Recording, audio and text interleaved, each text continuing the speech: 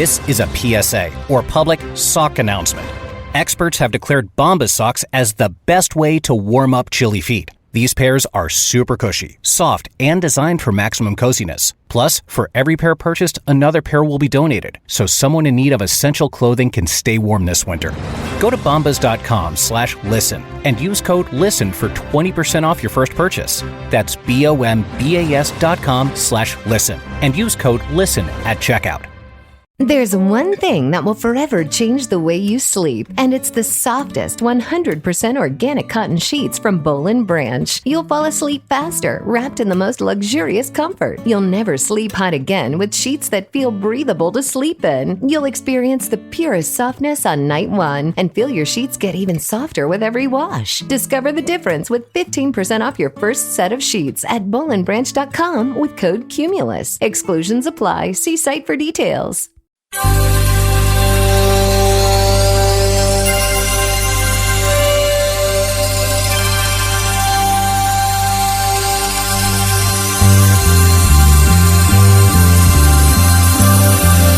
It's the Bob and Tom Show.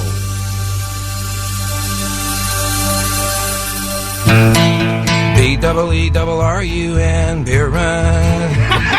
B-double-E-double-R-U-N, beer run. All we need is a 10 and a 5 or a car and a key and a sober driver. B-double-E-double-R-U-N, beer run.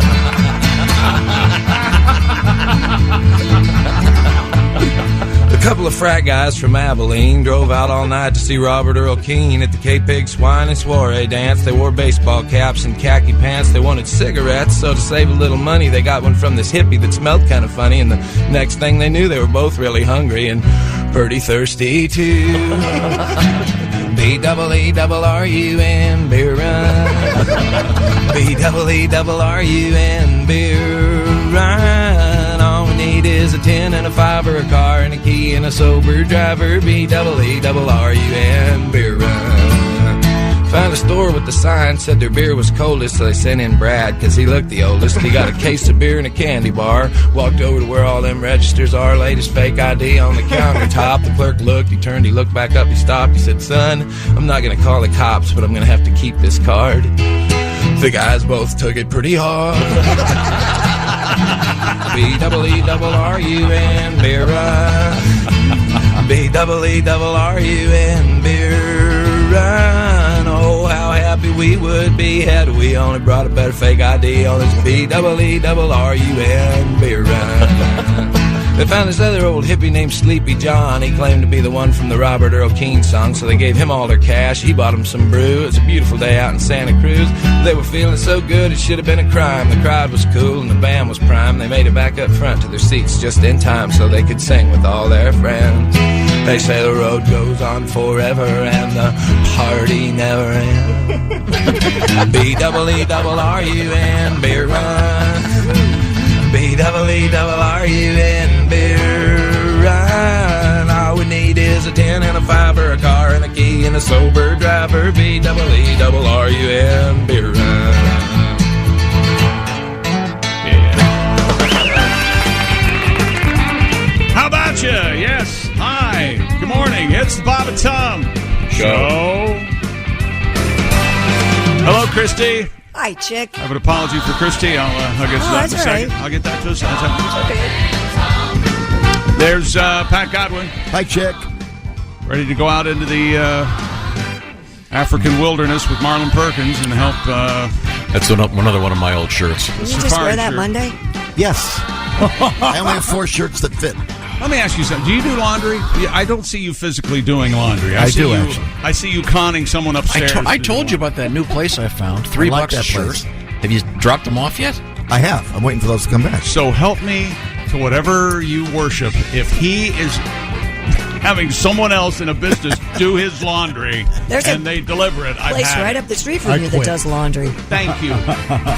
Hi, Jeff Oskay. Hi. I did 3 loads of my own laundry yesterday and managed to get some other I don't things want to done brag, as well. but I dumped a couple loads in. You know? Hey, speaking of loads, Christy.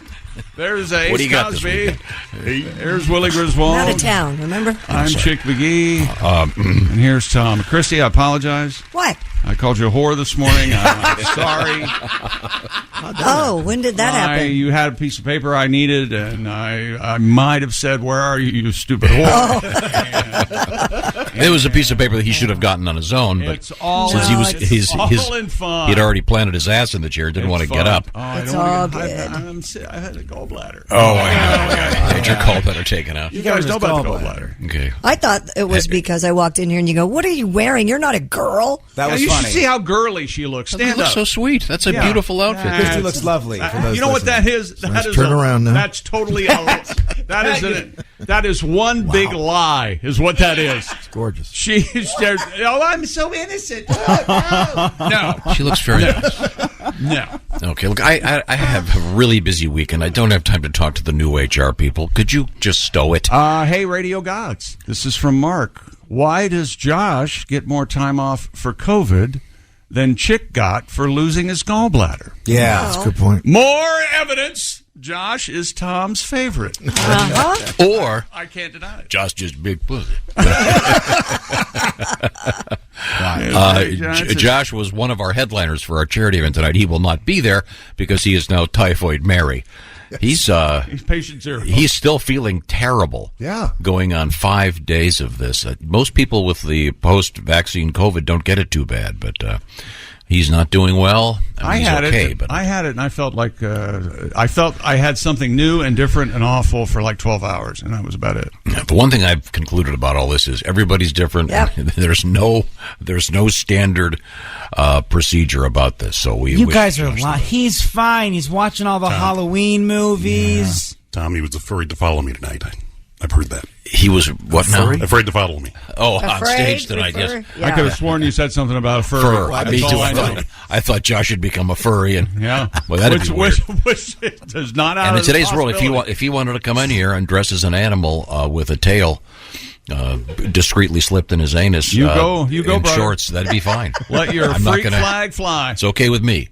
Whatever you're into is okay with me. I don't care. Now, we have a lot to get to today, including a rather unusual topic, particularly in these days of gas prices being so high. We were talking about every once in a while you just get that urge and you hop in your car or whatever and go a very long distance for maybe some kind of just semi-normal snack. Right. I have one. We have people that have driven hundreds of miles for various things. You know that's ridiculous. Yeah, but it's the adventure. It's hopping in the car and here we go. Here's one you'll like, Chick. This involves the Buckeye State. Okay. My wife and I drive 4 hours from Dayton, Ohio to Lesage, West Virginia to go to a place called Hillbilly Hot Dogs. It's in the sticks, but they've got great hot dogs. But see, you get this beautiful, that's a gorgeous drive through southern Ohio and West Virginia. You've been through there. Yeah. So this is the whole thing. It's about the adventure. What have you got, Christy? I lived in Key West. We would drive to mile marker 92 to get to the nearest Arby's. That's a 90-mile drive. But if anybody's been down in the Keys, you would know that it's about a 2.5-hour trek one way. He said Arby's sauce and horsey sauce is as good as currency in Key West. How far is that? They film a lot of automobile commercials on that highway that doesn't... Say you're going the wrong way on that highway. How far do you have to go the wrong way before you can turn around? Because there are no exit ramps. It's just oh, you mean the one that goes through the Keys? Yeah, like a 4-lane highway I don't know. over the ocean. There's question. nothing you can do. You can't get off and hit the rest stop. You know what I'm saying? There's like Key Largo, I think, before that. Yeah. Key Largo. Good question. I don't know. Isla Mirada. How about this one? Bertie Higgins, yeah. I've driven 6.5 hours one way from Midland, Texas to Lexington, Texas to stand in line for several hours to eat a plate of Snow's barbecue. It's worth it every time. Wow. Here we go. How can you guys forget Chick McGee once drove to Fort Wayne, Indiana for an evening of Miller Lite and grapes? That's true. Thank you. Thank you, Mr. R. And I love this think one. That's a rumor. And B, it was for sex, not just for the Miller Lite. Okay. And that's a different topic. That's a totally different topic. This one I love. This comes to us from Terry. He writes, we had not seen the sun for several days in South Dakota. We finally figured there has to be sun in North Dakota, so we drove 243 miles in search of the sun. We found it, had some adult beverages and some food, stayed the night, returned home with a dose of vitamin D, and a big hangover. Thank you, Terry. I've got a really good one here from Aaron. It says, my best friend and I decided to drive from Louisville to Gatlinburg to smoke weed in the Smoky Mountains. So look at that. How fun is that? The creative stoner. It's got a nice theme. Yeah. I imagine that touches on something, which is, I imagine there are probably a number of people who drive to states where cannabis is legal. Oh, yeah. No idea what you're talking about, I don't know Pop. what you're Let's talking keep about it either. moving. What is that Saturday 9 a.m. run? So my question is this: do the cops on the other side I always ask that, too. sit there at the state line waiting for someone to drive by and pop them? Yes. What do they do that? Yeah. They do that with fireworks, right? Aren't there states that across state line you can buy different size? Sure. Oh, and every time you get there, there'll be the huge sign, Four-Finger Charlie's Fireworks next exit. Right. Yeah. I know exactly where one of those places Hilarious. is. I went in there. It was the biggest warehouse I've ever seen. It was all fireworks. It was great. Well, you can buy sparklers. There's a road that one side of it is on a legal state, and the other side of the road, if you're going the other way, is a non-legal state, and they will pull you over on that road and arrest you. What? Huh. Yeah. Well, that's... At least that's what happened to my friend. Yeah. Fish in a barrel. There's, in that same situation in a legal state, when you go from the legal state to the non-legal state, there's a billboard that says, you just puff past us, which is a very fun copywriter having a good time marketing a felony. Because if they want to, they'll throw the book at you, man. Do we have better things to do with our police dollars? And you would think. The brave men and women who are cops, does this matter for them to bust people with a couple of joints? Stop hassling me, man. Okay, here we go. I have driven 3 hours to Fort Wayne, Indiana to get Fort Wayne's famous Coney Island Wiener Stand hot dogs. If you've tasted them, you will understand. There seems to be a theme to these. A lot of these involve hot dogs or chili. People drive all across the country to go to Sweetwater Music Store in Fort Wayne. People love that place. Oh, yeah, that place is amazing. Great. I've gotten stuff at Sweetwater. Now, Pat, Yeah. I'm going to give you a little teaser here. Yeah. Why not a song right now? Why not? Boom. Friday. Boom. Boom. Song. Boom. Lights on. You killed his spirit. You're inhibiting my creativity. You're inhibiting my mortgage payment. Pat, this is something kind of special. It involves the Beatles. What? And, I think it's fine. Finally, we start talking about these guys. It's a special Beatles thing. Can you have something Beatlesque ready for me when we come back? Sure. Also, our friend Tom Wilson, the actor from Back to the Future, is in the news. Ace, you're going to love this story because it involves one of your favorite things. Bad TV? VHS tapes. And how incredibly valuable they can be. It's the new collectible. That's all coming up. Coming up, a little Beatles tribute, a weird scene at the funeral home. And Dubs are champions. We'll talk about that. Let's talk about it. And alien radio signals. Again, this is the Bob and Tom Show. Welcome back to the Bob and Tom Show. Christy Lee at the news desk. Howdy. There's Pat Godwin in the performance room. Hello, Chick. In his casual Henry Blake wear. That's nice. That's nice, Pat. Radar. There's Jeff Oskey. That's right. Josh Arnold's still home with COVID, or so he tells us. There's Ace Cosby. Hey, hold your right arm up, Ace. Hold it up. Hold it up. Check that out. Wow. Got a wristband on. He's ready to work today. Ready to rock. A Raiders wristband. You planning on sweating so much today? When I'm on stage tonight, I've got to go. Okay. All right. You know that's like 14 hours away. You know that. So, hi, Willie. Ace, are you a towel over your shoulder on stage guy to wipe the sweat off just in case? I'm thinking about it. Oh, like a handkerchief, like Meatloaf. Let me sleep on it. Hi, Tom. Hey, who used to do that? Oh, Satchmo did that.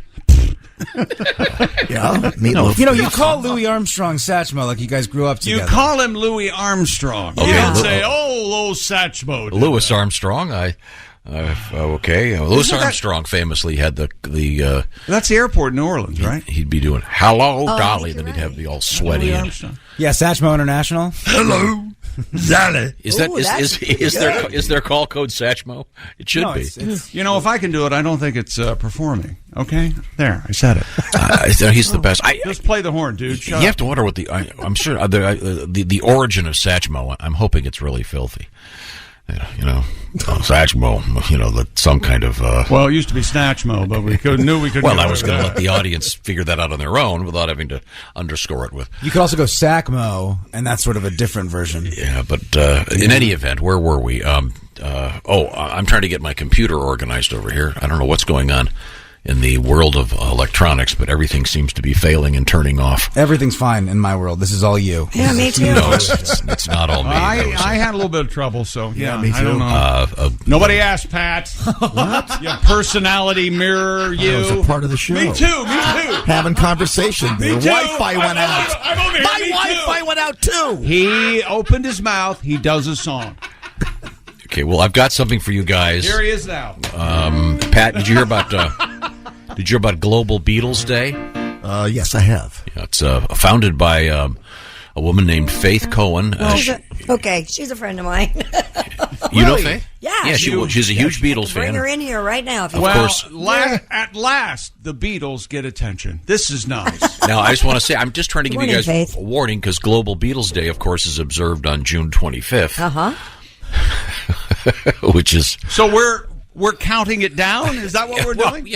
Well, we're not here. It's on a Sunday, right? Or a Saturday. Well, Paul McCartney's birthday is this Sunday. He's 80. There you go. I'm going to strangle you.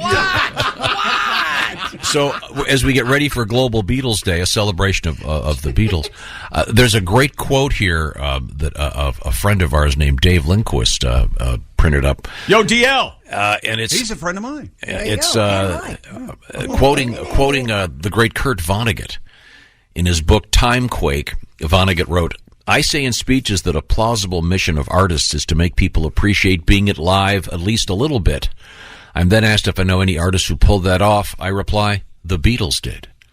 What a great quote. Isn't that sweet how nice the Beatles are? Did you understand that? Nope. I didn't either. I zoned out about halfway through, to be honest. When he said plausible, Sometimes I forget that I'm addressing the illiterati. Jeff brings up a good point. There are things that you do and talk about, like Graham Parker and the Tombstone and the Beatles. I just check out, man. And when you stop talking, I come back. So what was the basis of the sentence?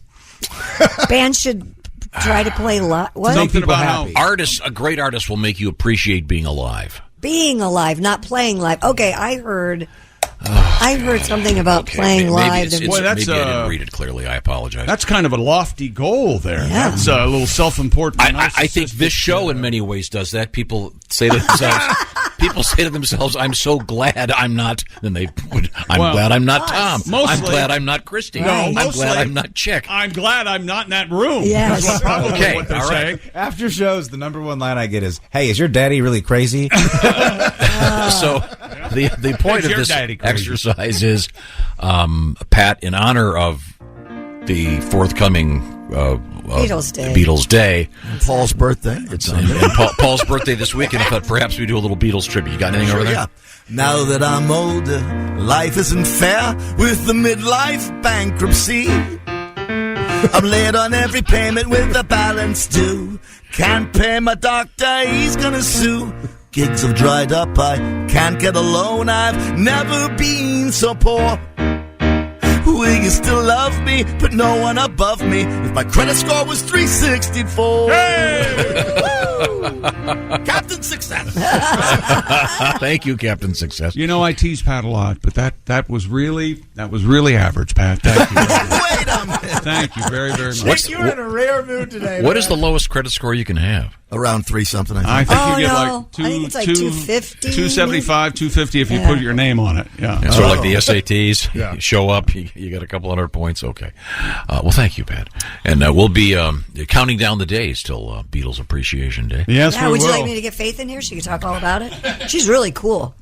Yeah. Really cool girl. She's single? Is she hot? She is very attractive and has a very nice husband. You better Are they into soft swinging? I don't know. We should explain soft swinging. You're not soft because you're having anatomical or biological issues. Right. Soft swinging means there's no penetration.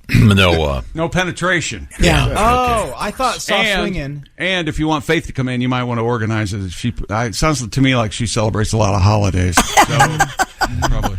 Could we move forward here? Wait, real quick. I thought soft swinging was when you drink too much whiskey and you kind of have to Oh, no, Willie. That's What was that? I don't know, but it's going to go viral. Did someone get Sam on the phone? Woo! I can't watch this. Did you just call him Sam? No, I said I want Sam on the phone. Now he's Sam taught me to soft swing. He's at Bonnaroo right now. Yes, I know. I saw that. I've seen the Oh, pictures. he's drunk in the mud. Oh, I know he's drunk. Hey, what a great time! More than drunk. What a great time! 100 degrees, mosquitoes everywhere, thousands of strangers, warm water, no ice. What a great time! I got that annual call, and I go, "Are you out of your mind?" No, I just had my gallbladder out. Leave me alone. So let's see, where were we? Oh, we're celebrating Beatles Day. Coming up in the news, a friend of the show, actor Tom Wilson. You probably know him as Biff. Yeah. From the Back to the Future movies. He's on the national newswire this morning because of something really cool that Ace will lose his mind. It involves the sort of new field of collecting VHS vintage tapes. And when you hear how much he sold one for, you're going to go, I've got to go down to my basement and see if I have any tapes around. Let me ask you this. Are they VHS tapes like I'm assuming Ace owns, self-recorded? No. Or are they manufactured for the distributor? Manufactured. Those VHS Yes. tapes. Do you have any of those? Oh, yeah. You do? A lot of All right. Are any of them sealed, unopened? Yeah. Oh, wait a minute. You're going to want to hear the story. You're going to want to hear this. Also, we do have some sporting news. Steph Curry, MVP. What's happening? Steph Curry. Awesome performance last evening. I know. Oh, did they win? The game started, at midnight? 9. Japan time. 6 o'clock Eastern. Golden State Warriors are NBA champions once again, beating the Boston Celtics 103-90, their 4th title in the last 8 seasons. That's half the time Warriors are winning. Steph Curry had 34 points for the Warriors, claimed the franchise's 7th championship overall, and as Tom said, Steph got the mop. Most outstanding player. Could we go back to MVP for God's? Who changes all this stuff? And then here's the mop is like he got the toilet wand. No, it's not good. And then same with GOAT. And here is the this whoever writes this at AP. He was a frustrated novelist. Are you ready? This is the sentence. And this one completed a journey like none other. After a run of 5 consecutive finals, then a plummet to the bottom of the NBA. And now a return to greatness just 2 seasons after having the league's worst record. Is the first line, call me Ishmael? I don't know what's going on. God. Anyway, this quote I'm going to play is from Klay Thompson last night. They interviewed him after the game. He's very happy, but it is causing a problem in the Bay Area, and I'll tell you why after you hear it. Here's Klay. How were you able to push through, to focus on what could be? That's Lisa getting back Salters. here. Well, I had to have my big bro talk me off the ledge a few times. I couldn't drive. I couldn't do nothing. I was immobilized. And I'm such an athletic person. I love to be mobile. And he would just tell me, patience. It's going to all pay off. I'm just thankful to be here, man. This is crazy, Lisa. I can't even believe it. I knew it was a possibility. To see it in real time, holy cannoli. This is crazy. Holy cannoli. Holy cannoli. So there's been a run. There is a run going on right now on cannolis in the Bay Area. Has he been hanging out with my grandma? Holy cannoli. That's hilarious. Exactly. Holy cannoli. And that's the problem? Yeah, well, no, it's not a problem. It's just kind of funny. Oh, that's great. It's heartwarming. That's hilarious. And also, that references what the whoever wrote that article should have said is that Klay and Steph were both injured the year that they didn't do anything. Yeah. It's not that they fell all the way to the bottom. They didn't have a team. Klay was out 2 years, maybe a little bit more than 2 years. And he's the guy that they had to throw out, the guy that dressed up like him, pretended to be him, and actually got there for the shoot around. There was a Klay Thompson lookalike on the court. Who's got his own podcast. Right. I bet he was in bars last night celebrating. Oh, I bet he was. Why, yes. Oh, yes. I'm Klay Thompson. I made it back in 1 hour. Yeah. That guy has to be insufferable. Oh, can you imagine? He did say this during an interview. Everyone thought I was Klay. It was so great. Oh, God. Guys like that usually end up with a morning radio show for about a week. It's like those the various strippers who end up with politicians. They get sort of semi-famous very briefly, and well. Did you watch any of the game last night? Did you check it out? Did you see it? I could not. I had a very difficult long day. Chick, did I tell you how I'm never going to die? Wait, what? What happened last night with your the NBA championship and you, Willie? I might have had a little bit of cash on the Warriors. I might have put a little bit of cash on the Warriors about a month ago. That paid off a little bit. And old Al Horford, He may have lost last night, but he got 8.5 rebounds, baby. And that was all enough. I needed. That was enough. Big fun night for Olwell. See, that's the beauty of wagering. Yeah. You get to, especially when you get to root for stuff that is fairly insignificant. Oh, rebounds are fun. Yeah, that's what I'm saying. Rebounds don't hurt nobody. Oh, Yeah, no. He was right. going for the rim like a 22-year-old that brought baby wipes to Bonnaroo, man. It was fun. Come on. Going for the rim like a veteran prison when the new meat comes in. New meat. Oh, it's rim job. Sorry. It's time to. I really worry about you. I really do. Sports Holy broadcast. cannoli! Thank you. Dear. By the way, I brought that up because there's a story coming up about. Do you remember the guy Joe Exotic? Sure, he's in. How can we forget? The Who Scout. The Tiger King. The prison wedding is off. We'll hear about that coming up. He had a so-called prison fiancée. Yeah. You may have heard about that earlier. The wedding's off. We'll get to that later. Dear Chick, there's a place called Clyde's Restaurant. It's a drive-up diner and is located in Manistee, Michigan. Is that right? Yep. They greet you on roller skates, and their Clyde burger that they serve is 3 times the size of a Whopper. The spouse and I drive over 2 hours to have a burger. Here's a good one. I was living in Hong Kong.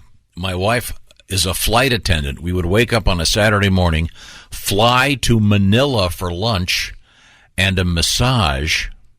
Then it says, out of the gutter, Chick. It's not a happy ending massage. Then fly back to Hong Kong that night in praise of discounted tickets. This is there's a lot of these great ones. That's what I need. I need a friend with a private jet. Oh, wouldn't that be nice? That'd be all right. We need that friend. I don't have that. Yeah, get on that, will you? Wait a minute, I do have that That is a friend. jet, Tom. I do have that. I have an acquaintance. Well, it's an acquaintance is only a putt away from a friend. Yeah. I don't know why you don't. Diane writes, we've driven 6.5 hours one way from Kennewick, Washington to Fields, Oregon, in the middle of nowhere for the best hamburger and old-fashioned milkshake you've ever had. Diane, you forgot to tell us the name of the place. Well, that's burying the lead. Do they still do that though? Where they give you? Remember at Steak and Shake, you would get your shake, and then they would give you the metal Extra. container. Yeah, with the rest of it in it. Yeah, that Yes. was the best thing ever. Do they still do that? At the They do that with shake my places? margaritas sometimes. Well, get right down to the important. Leave the shaker. Hey, you got I'll take a margarita and extra, please. And we have decided that we need to put together a comedy tour that revolves around some kind of funky, cool local restaurant. I think it begins and ends with Lambert's, where the home of With the Throwed Rolls. Throwed Rolls. We have to go there. We do. There are a couple of those, right? I think. I think there are 2. Yeah. Okay. If you have an exotic journey you've gone on for a cheeseburger or chili or barbecue or whatever it might be, fish sticks for all I know. Would you get in the car with me, jump in the car with me, and drive to an In-N-Out burger? And I haven't been able to find out where the closest one is. I think Texas. It's Texas. But you like driving to Texas. You love that. Yeah. We're still here. I had my first experience at a Waffle House in Arkansas on my way to Texas. There were these normal people there. Yeah, You talk like an alien. He'd never Well, been to I'm a big Waffle fan House. of pancakes, and sometimes Finn and I will get up on a Saturday. We'll go to various pancake joints. I'm still in search of the perfect pancake. What do you have against waffles? I assumed it was waffles. I thought the Waffle House would also have pancakes. I was quite disappointed. I had a waffle. It was okay. I just don't like So them as you went much. to Waffle House for a pancake. Well, I figured they have. You go to Burger King for a Big Mac? Well, no. At Burger King, you can have a fish sandwich. Well, you can't walk up and get a hot dog. What's wrong with you? Sorry. Hey, I found it, Chick. It's Rockwell, Texas. 12 hours, 54-minute drive. Oh, that's nothing. Me and you in a closed car, 24 hours It's a over and back. suburb Come of on. Dallas, actually. Coming up, we got a great letter from Ron in Saginaw. Hi, Ron. I love his journey because I've done this exact one. And then there's an In-N-Out burger in Vegas. Oh, yeah. Oh, I'm well aware now. Paul and Kimberly have got the right idea about how to get that. Also, coming up in the news. Did you say there was an In-N-Out burger in Vegas? I did. Holy cannoli. This is crazy. Holy cannoli! It's crazy. Can you combine that with our L.A. quarterback? We can have a little medley of. Oh, I don't know. I'm damn happy to be standing up here with you guys celebrating this. Come on. It needs maybe have Dean handle work on that. Yeah. Dean handle the control. We'll work on it. We'll put it up on the We're coming right back. It's the Bob and Tom Show. Welcome back to the Bob and Tom Show. Christy Lee at the news desk. Present. Pat Godwin, my man. Hey, In the performance room, there's Jeff Oskey. That's right. There's Ace Cosby. Manning the track phone hotline, hot phone. There's Willie Griswold. Good morrow, sir. And good morrow to you. I'm Chick McGee, and here's Tom.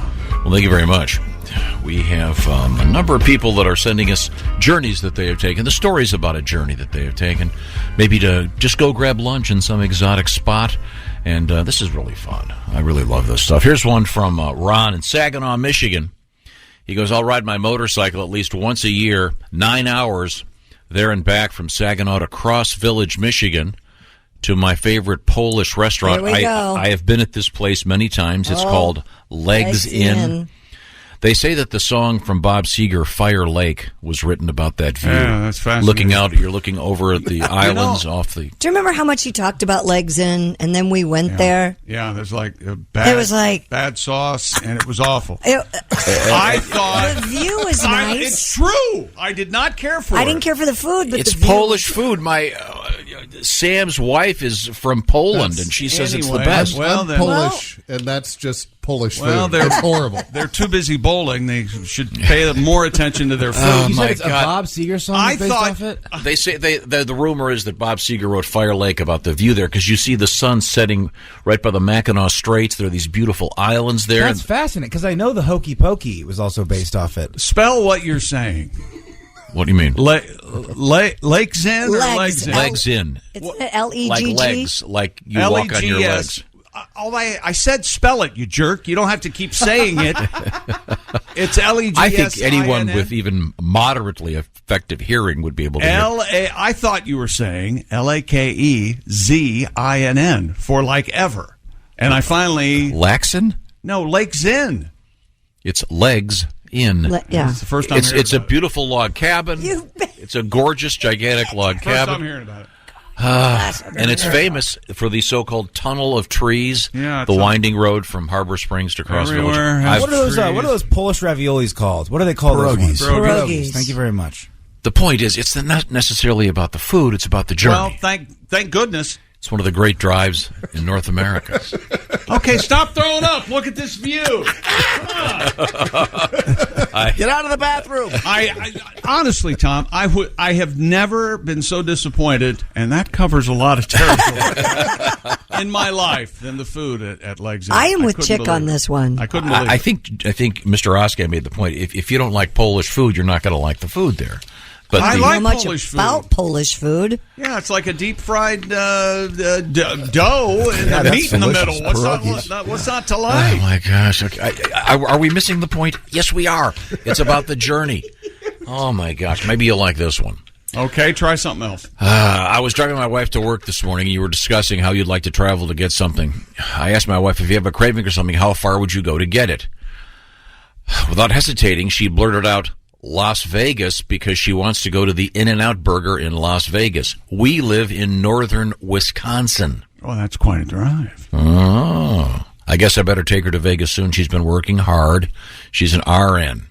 And we haven't gone anywhere since COVID started. Well, this is a great idea. This is from Paul. Well, when Ace and I go to Vegas for the Colts game, Colts Raiders, I'll get them an In-N-Out Burger as long as they get me some Spotted Cow beer from Wisconsin. Do a little trade here. We can work that out. Yeah, you got to get me the information on that. You guys are going to broadcast. Are you going to be able to broadcast the next morning from Vegas? It's one form or another. Mm-hmm. It'll be 3 a.m. there. You guys will be. It'll be the worst phone call ever. Ace is a radio professional, and I'll be the hungover. funniest. So. This is chapter 4 of Ace's book. I'm funny when I'm drunk. I don't know about that. So that's been the problem. Too sober in the morning. Serve them up. Chapter 4 of Ace's book is say anything you want. You don't have to follow up. You know that. So, yeah. I can broadcast it better. And maybe we should do it this way. Maybe we should send you guys out on a Thursday, and then you can broadcast semi-sober Friday morning from Vegas. That's a good idea. Like pregame it. We could wait till 9 Eastern time to have you on. Cool. I have a suggestion. Maybe they should leave right after today's show. That way they get used to the time zone and you acclimate to your surroundings. I think, correct me if I'm wrong, but I think Vegas is like a mile above sea level. So, but check, acclimate. I've got a gig tonight, so. Oh, that's right. He has a gig tonight. Don't forget. I know. I'm going to be there. I can't wait.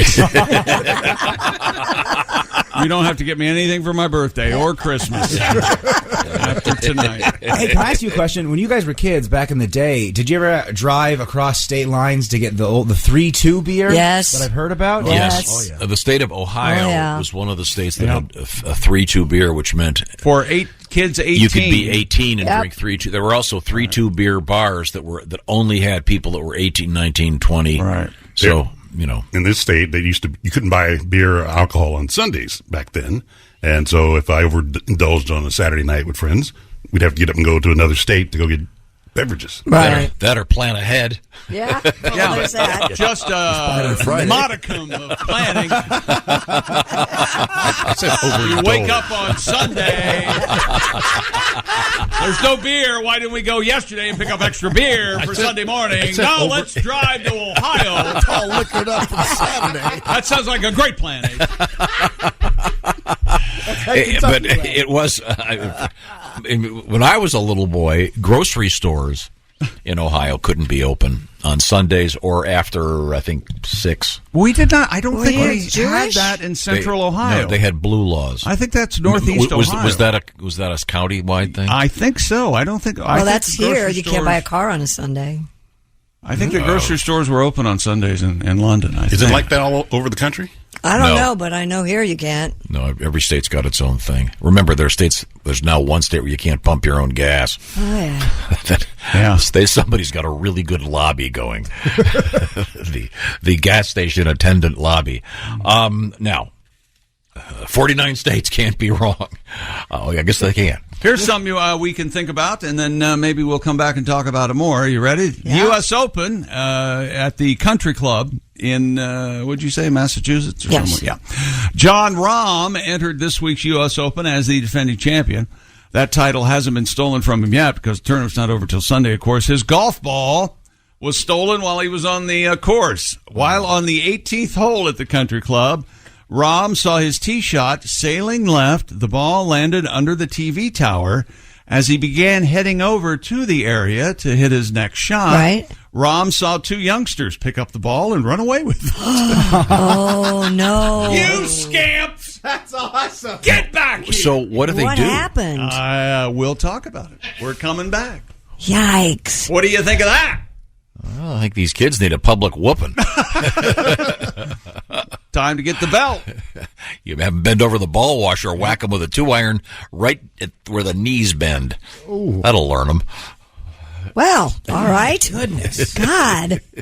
Well, severe. Willie, did he have a capital punishment at the Griswold home? Oh, no. I can't imagine. You'll eat your pierogi and like it. This is the best sunset you've ever not enjoyed. I think the most your father ever did was look at you and say, "Come on, Willie, straighten up." Stuff like that. Yeah. The word disappointed came out. Oh my gosh. Yes. Yeah, I'm not mad. Hey, if we're saying real things, let's pull the hits out. How about damn it, Willie, you ruined Christmas? How about that one? That's true. That happens. These are the classics. That's a direct quote. Man. Where'd you go on your journey? Love it. And please tell us the name of the obscure restaurant you went to. And I want to back up legs in. Well worth the trip. Not to mention maybe a little spin across the Mackinac Bridge. And we'll hear more of these two guys when we come back. I'm damn happy to be standing up here with you guys celebrating this. Holy cannoli. Come on. Holy cannoli. Holy cannoli. That's from the NBA Finals. Be right back. This is the Bob and Tom Show. Hey, welcome back to the Bob and Tom Show. Christy Lee at the news desk. Hello. Pat Godwin in the performance room. Hi, Chick. Getting ready to perform. There's Jeff Oskey in for Josh Arnold. Yes. Who's still testing positive, I guess. There's Ace Cosby. Howdy. At the track phone hotline hot phone. There's Willie Griswold. Morning, man. I'm Chick McGee, and here's Tom Griswold. Thank you very much. Just struggling. I don't know. Something must have exploded at Google. If I have to come up with one more password in the next 5 minutes, please give me some help. The password is Alan Ludden. Christy Lee's at the news desk. We'll be getting some news coming out of her. Interesting news in the world of VHS, digital, pre-digital, whatever it is, video stuff. Ace, it's all for you coming up. You're going to be very excited. Again, my entire life has been upside. I don't know what happened at Google, but everything there was turned to crap. Well, okay. I don't think it's Google. I think it's a combination of Google and your internet provider. Because we have the same one, and mine went a little wonky this morning too. So I've created 3 different. And I'm passwords scared. in the last 10 minutes. I want to, but I want to change internet providers, but I'm scared. I am with you on this. The one. devil, Yeah. and everything I see, if I change the new one's going to be a million times better. But I'm scared. Yeah, I don't want to. I don't want to go. Well, the other one wouldn't do. Oh, you don't want to upset the cart, so to speak. Yes. Yeah. Okay. And if my TV don't work, you think I'm crazy now? Oh boy. Yeah, well, come over to my house. It doesn't. Okay. You know who can handle this? We got to get you a really tech-savvy driver. Yes. Edwin, Yes. the tech-savy Englishman, and he can help you out with all your Help me. issues. You can Eddie, you can be as tech savvy as you want, but when a tree falls on a bunch of wires in the neighborhood, you're out. Anyway, at the U.S. Open somewhere In Massachusetts, at the they keep in news stories they keep saying it's at the country club, like everyone knows where the country club Yeah, is. doesn't every city have a country club? John Rahm entered this week's U.S. Open, the defending champ. That title hasn't been stolen yet because that tournament ends Sunday, but his golf ball did not suffer the same fate. While on the 18th hole at the country club yesterday, he saw his tee shot sail left with the ball landing under the TV tower. Well, he put the club in his bag and started sauntering over there to hit his next shot. He saw 2 youngsters pick up his ball and run away with it.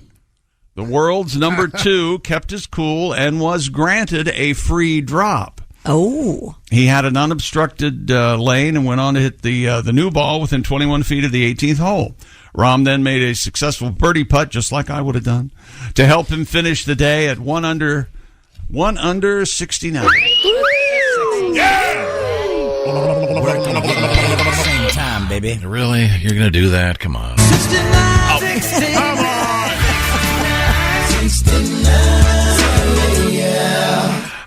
Rahm made light of the situation, saying he knows what the thieves looked like because they weren't really subtle when trying to steal his ball. He said, quote, "I'm pretty sure I know who it was.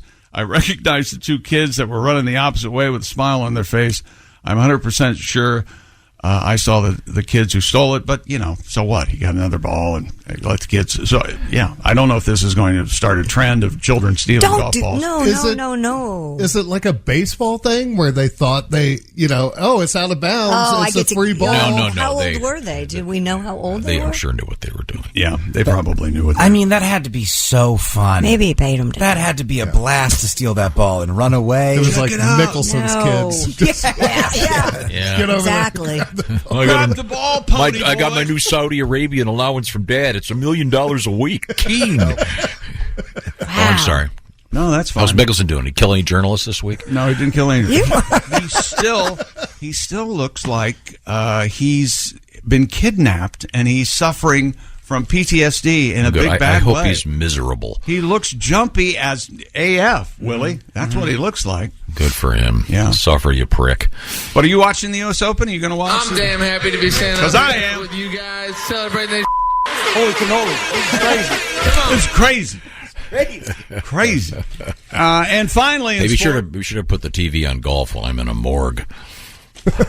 they really do it up right on your ESPN Plus. I'm sure other streaming services offer this as well, but I've been watching.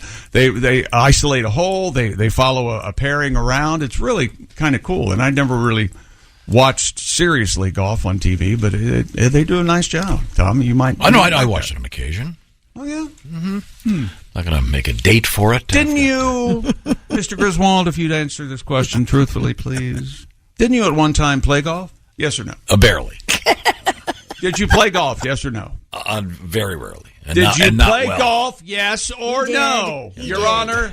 Yes, I did. What happened to your clubs, Tom? I threw them in a lake. That's exactly. One by one, or Oh, that's the only way to do it. Don't throw it. If you're going to throw he was if you're going to throw your golf clubs, the only way to do it is one at a time. How it happened?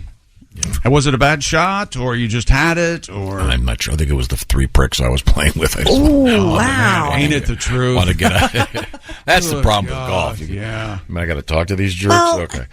You pick your foursome. You don't just randomly ask you go, something. I'm going to go play with... Is it possible to have a golf tournament without a stripper on the 18th hole with her legs Of spread course. as you putt it?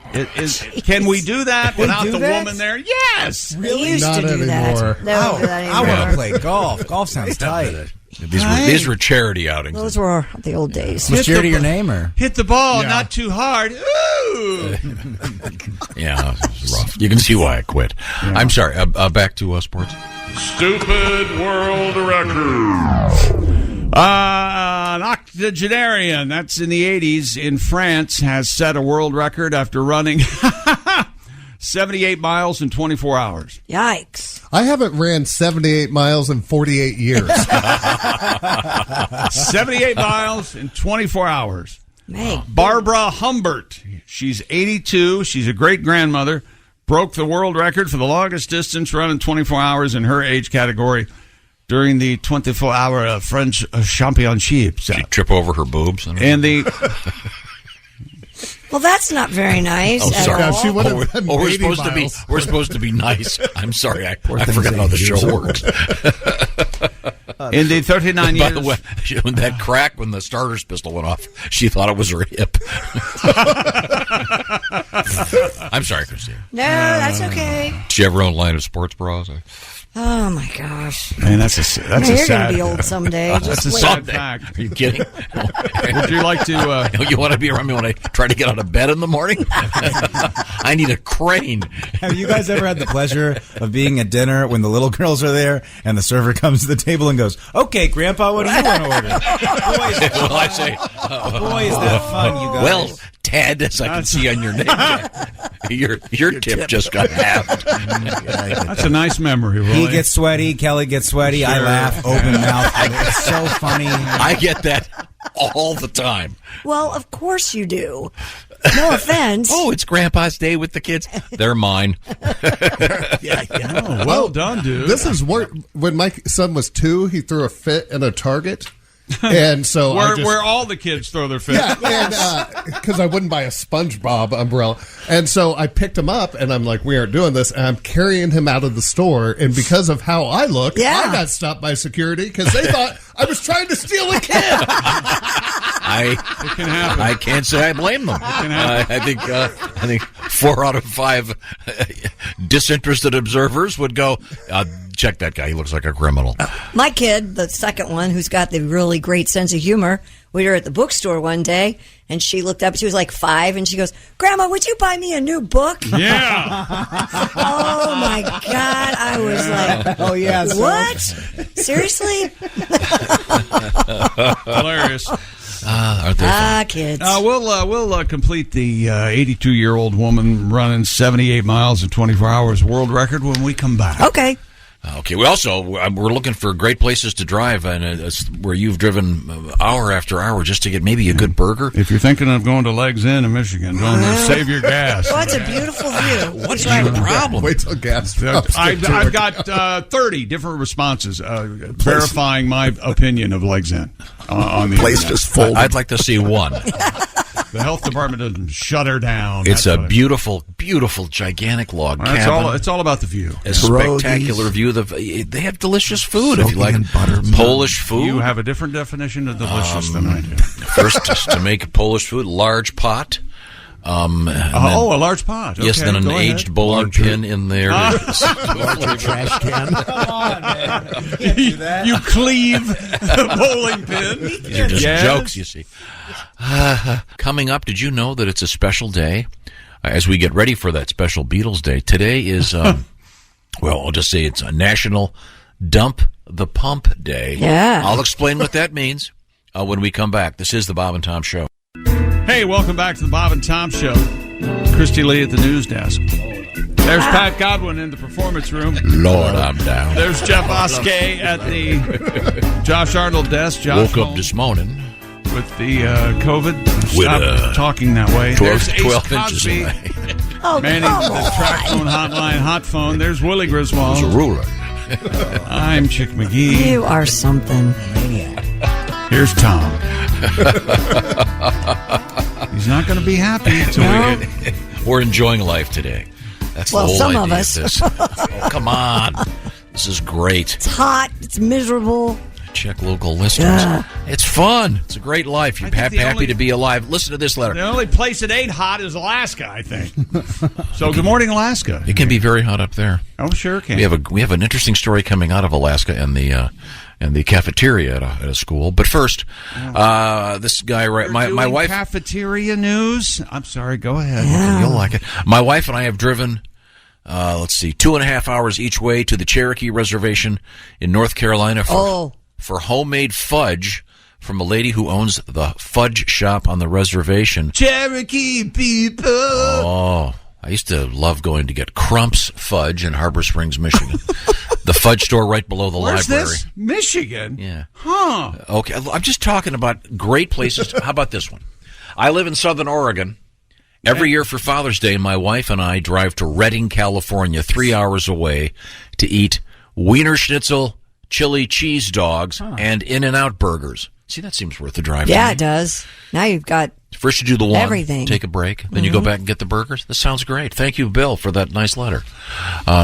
We're once again exploring the fun of making meaningless journeys for food. I have one that includes the 3-2 kind of beer thing from earlier and making a drive. 20 years ago, when I was 20 and my friends were 19, we lived near Florence, Kentucky. We would drive 4.5 hours to Windsor, Canada, where the drinking age was 19 to drink until they turned 21. Mm-hmm. Oh, and the ballet probably didn't. Yeah, hurt. Windsor Ballet. Do you know what that is? No. Yeah. Windsor's right across from Detroit. Okay. And it's famous for the strip clubs. Oh. And it's called the Windsor Ballet, yes. As opposed to Spandau Ballet. Let's not talk about that. You know the band Tom? Spandau Ballet? Yes. No. You've never heard of Spandau Ballet? It's Spandau. Spandau Ballet. They're great. Oh, Spandau Ballet? Yeah, I heard them. Yeah. You have? No. Oh, we'll get some music for that. I'll explain what it means. It's a great song. I love them. Oh, could you answer that? Hello, Bob and Tom Show. Hey, Bob and Tom, it's Donnie Baker. Hi, Donnie. You're familiar with the Tom, Windsor Ballet. You dare play Spandau Ballet, I'll beat your ass. I've already got a hot temper because it's so hot. I'm so sick of summer already. It's so hot right now, I'm starting to think this global warming thing might not be a big myth. Really? You think? It's so hot out yesterday. My little dog, Peppy, he got his testes. He got his testes stuck to the neighbor's dog's leg. Wow. I know. And the worst part is when you're in line to get your scratchers and the dick in front of you does the hot enough for you. I swear to God. Yeah, hot enough for me? Yeah, I love it when it feels like I got a terrarium in my crouch from all the humidity. You know? Hot enough for me? Yeah, I don't know. Is a left hook your larynx hot enough for you? Because maybe it'll make you stop asking stupid questions. You know, I'm here on business. Oh, speaking of stupid, my idiot cousin Lonnie had the AC go out in his truck. Oh, that's a drag. Well, they were saying it's going to run him about $1,000 to fix it, so he just went out and bought a used $150 household window air conditioner. Oh. Wow. Well, his passenger window was already knocked out, and 4 rolls of duct tape later, I'll say it like this, it's so cold in that car you can hang beef in it now. Nice. And it works great as long as you don't go too far. That's the only drawback. Why? If he goes farther than 1,000 feet, it rips the extension cord out of the carport. So he can only go short distances of and course. do it at right angles. I better run. There's a rumor that Susan Kelsey's dryer broke, and she's going to be air drying her panties at the River Creek apartment today. Nice. She's fire-ass hot.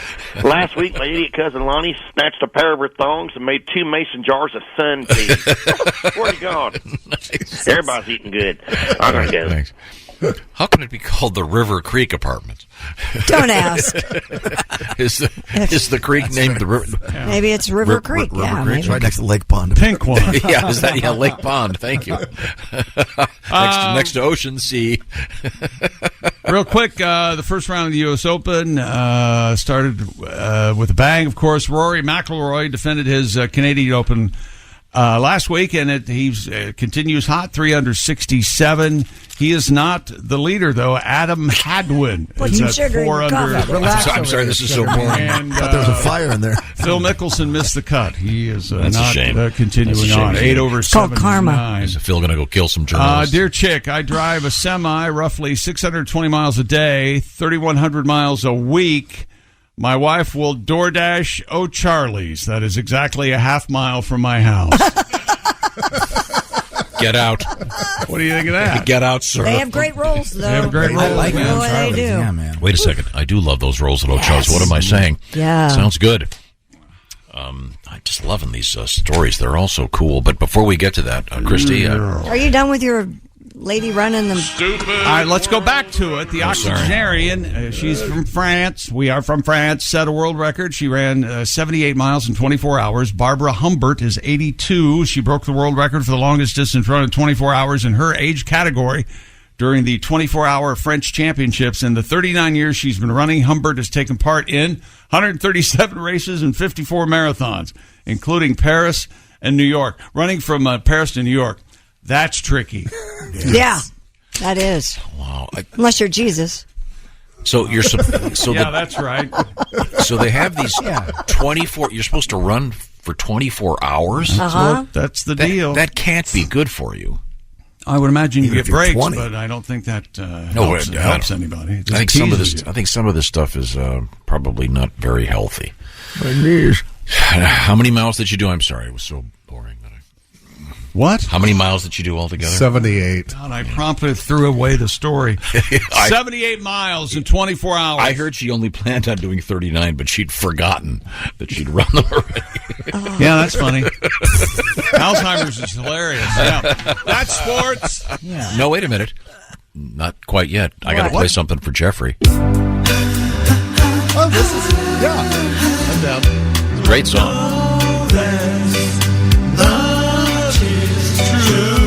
Great song. Oh, I love that song. The band name, a little bit unfortunate. Spandau Ballet? Jeff, you know when they hang someone? Yeah.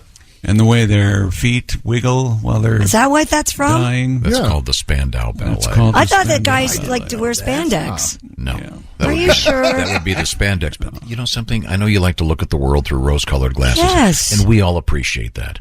Now take a bucket of shut up. Why would you even tell people But about then you make that pussy-ass music like that? No, it's great music. Beg your pardon. You better be careful. I think this is your girlfriend's favorite song.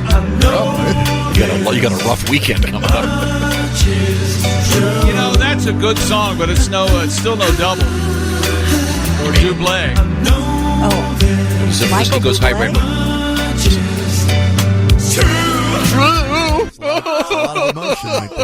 He goes true. I love it. It's no captain of her heart. That's all I'm saying. Okay. It is no captain. I missed that. Let's get that going again. You know, coming Fire that up, Chick. coming up in the news, Yeah. we'll do this. Let's see. We'll try this Socratic method. Do you know who this is? Yeah, what the hell is it with this movie? Get off my back. What? Everywhere I go, they're insisting I watch this movie. That's what I'm assuming this is all about. What movie? Marilyn Monroe. Netflix. Marilyn Monroe, Anna de Armas. Oh, she's beautiful. I love her. She's everywhere. That's the real Marilyn Monroe. And the movie doesn't come on Netflix till September, I guess. And they're burning people out about it. It's on every newscast. Yeah. Go to your Netflix homepage. Boom, there it is. I have a guess. I bet that you're plugging the Kim Kardashian wore her dress thing. Yes. I am plugging. We have an update and on Chick, that. I think that Netflix is plugging this so much because people are talking about Kim about Kardashian. that. Oh, okay, all right. Okay, you know they're not talking about it. What? I am tired. Yes, you got to button up, all right? Isn't that amazing? She didn't say that, but it sure sounds like Sure it. does. Yeah, the blame her. brain's a tricky thing. Pat, how's it going in there? Oh, it's going good. Okay, good. A little too cool for my taste, but everything else is all right. Okay, well, It's freezing. You're wearing one of my shirts. Want to go borrow one of my jackets? I got a couple of them in my office. I think it's time for a song. How about a song? I think it is time for a song, Pat. Yeah. What you got that album out there. The new one is called Captured Live. You've also got the one that came out just a few months before that. Both of them hit #1 in the comedy charts. Congratulations. Well, you talked about that Beaver story. I could do the Gone Bad song if Christy had that. We have a... What? The beaver? Well, then your animal hunk. I've been dealing with some I power got it. outages at my house because a tree fell on some wires. Officials in Canada are saying a massive internet, landline, and cell service outage was caused by a single beaver. CTV News reports the beaver gnawed through an aspen tree, which fell on both BC Hydro lines and a TELUS fiber optic cable line. The fiber optics damaged affected TELUS and City West customers in over a dozen municipalities. You got it. BC Hydro official Bob Grammer said crews were able to identify a beaver as the culprit because of chew marks at the bottom of the downed tree. The felled tree also resulted in a fire, which was put out by the Topley Volunteer Fire Department. So those beavers, pesky beavers, chewing through. You ever seen a beaver live up close? I just saw one on the street the other day. On the street? Right by my house. What was she charging? Right near there's a creek, river, creek, whatever. Sorry. He was right up on the road, right by the creek. Damn. Damn is right. That's what I said. Damn. Damn, it was a beaver. Cute little bugger. Yeah, well, I think the tree that fell in my neighborhood, I think it wasn't caused by a beaver. What was it caused by? A tree falling. It was caused by a lot of rain, and the ground gets soaked, and sometimes the trees blow over. Right. But that doesn't sound good. I think many folks have had the internet taken away from them for looking for too much beaver on the internet. But we have a song. Pat, this is a tune about a restaurant we used to go to. Yeah. And this Right down the restaurant, it's no longer there. But Why isn't it there, Tom? Yeah, Tom. Changed the soup on them. Yeah. Their most popular item, the broccoli cheese. One person complained about it. Everyone else loved it. All their One servers. person, and then they stopped. Well, the point, but they served they had moose and bison and quail and all kinds of exotic. It was cool. It was a cool restaurant. I heard one server was insulted by a patron, and she was never heard from again. Mm-hmm. That's true.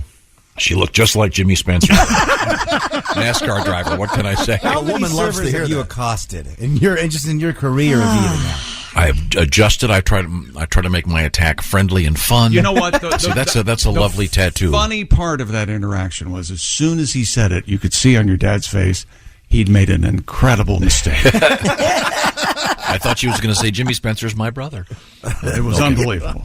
But this is about eating exotic food.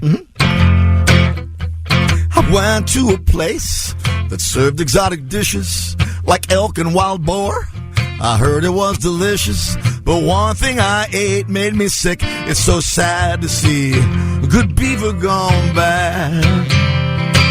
Good beaver gone bad. Well, it was tough and dry. I took a whiff and almost fainted.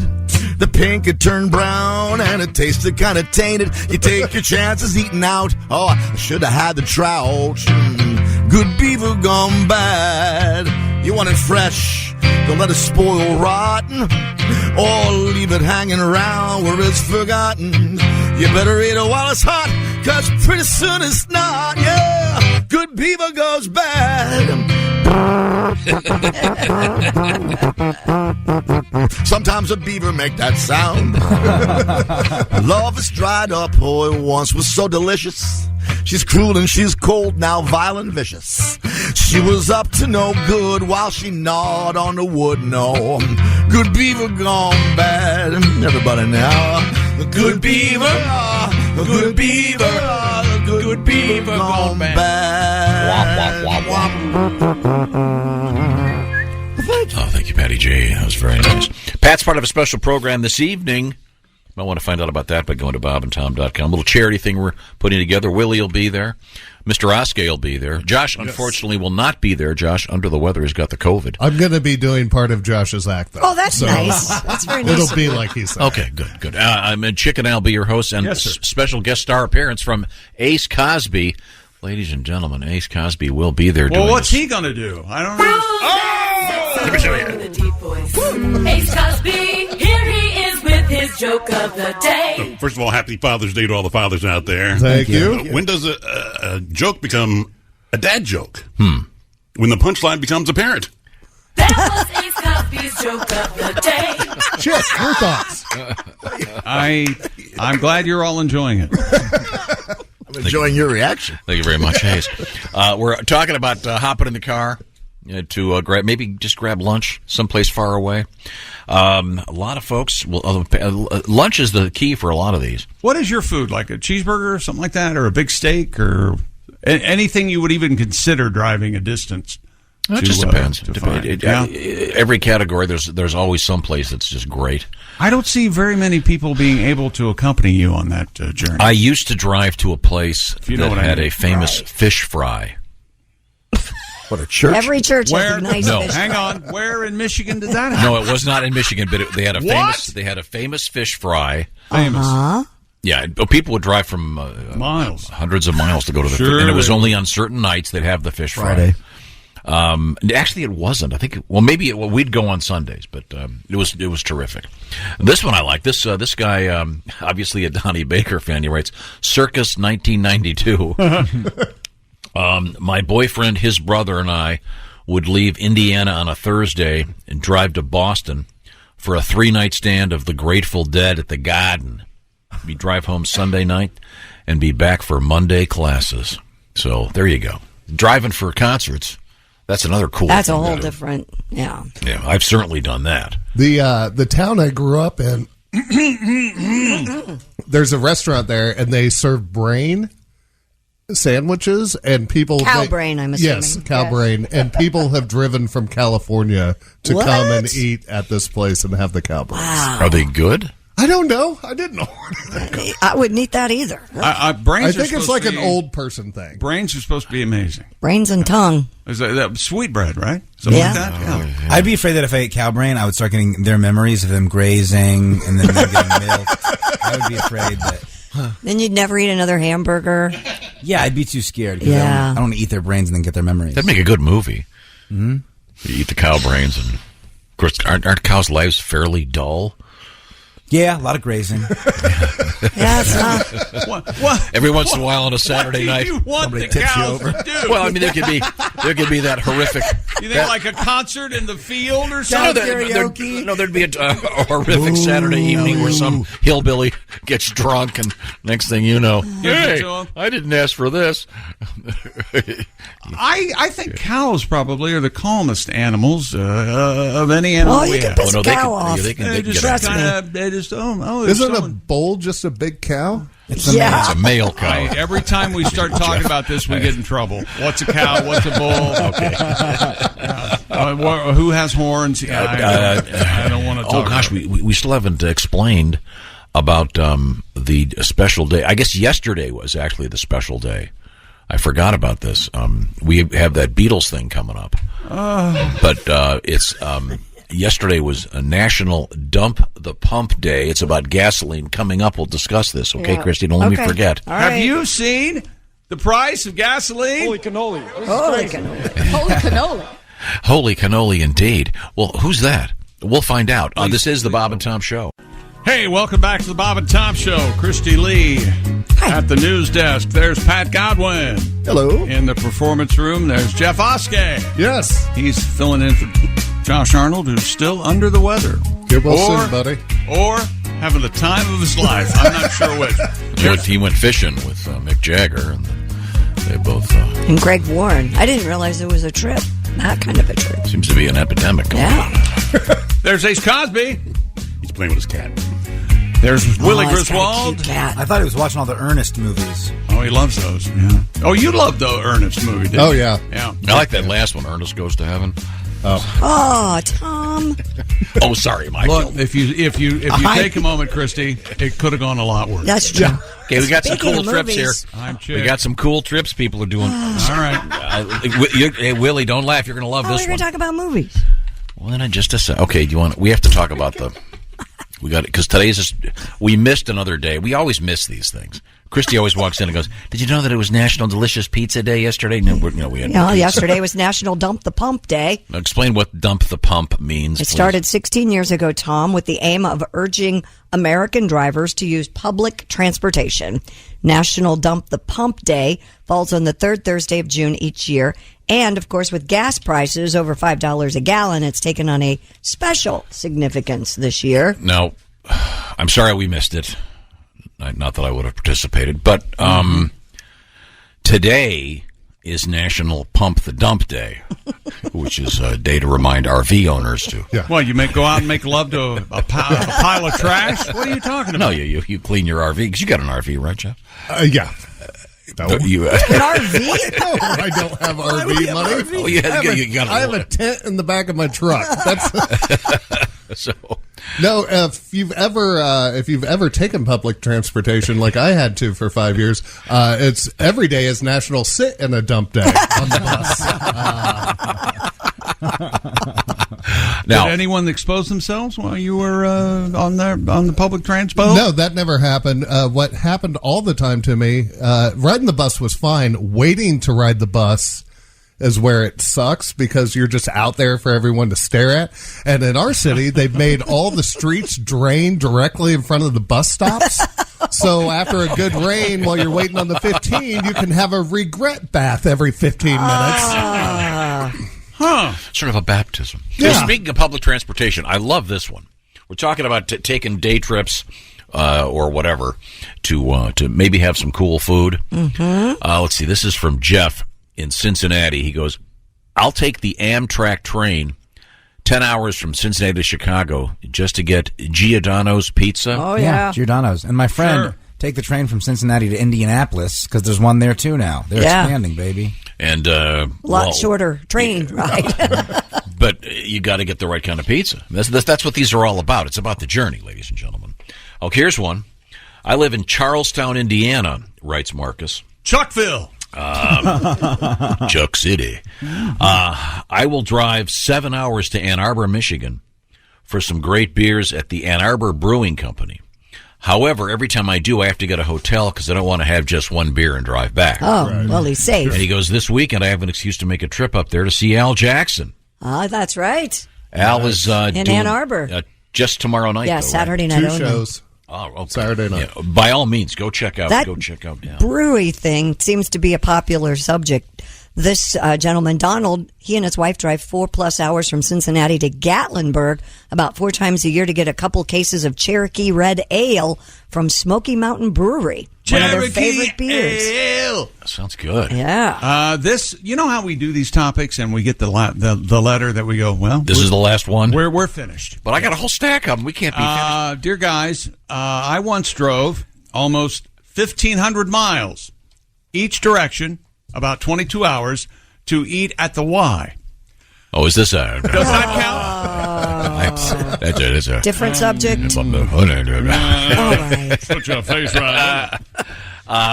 Willie, here's one for you. Dave Have you writes, never heard that before, Willie? I thought it was about going to the YMCA or something. No. You never heard Eat at the Y? No, is that... It's kind of a double entendre. Sure. Did you just make that face? Yeah.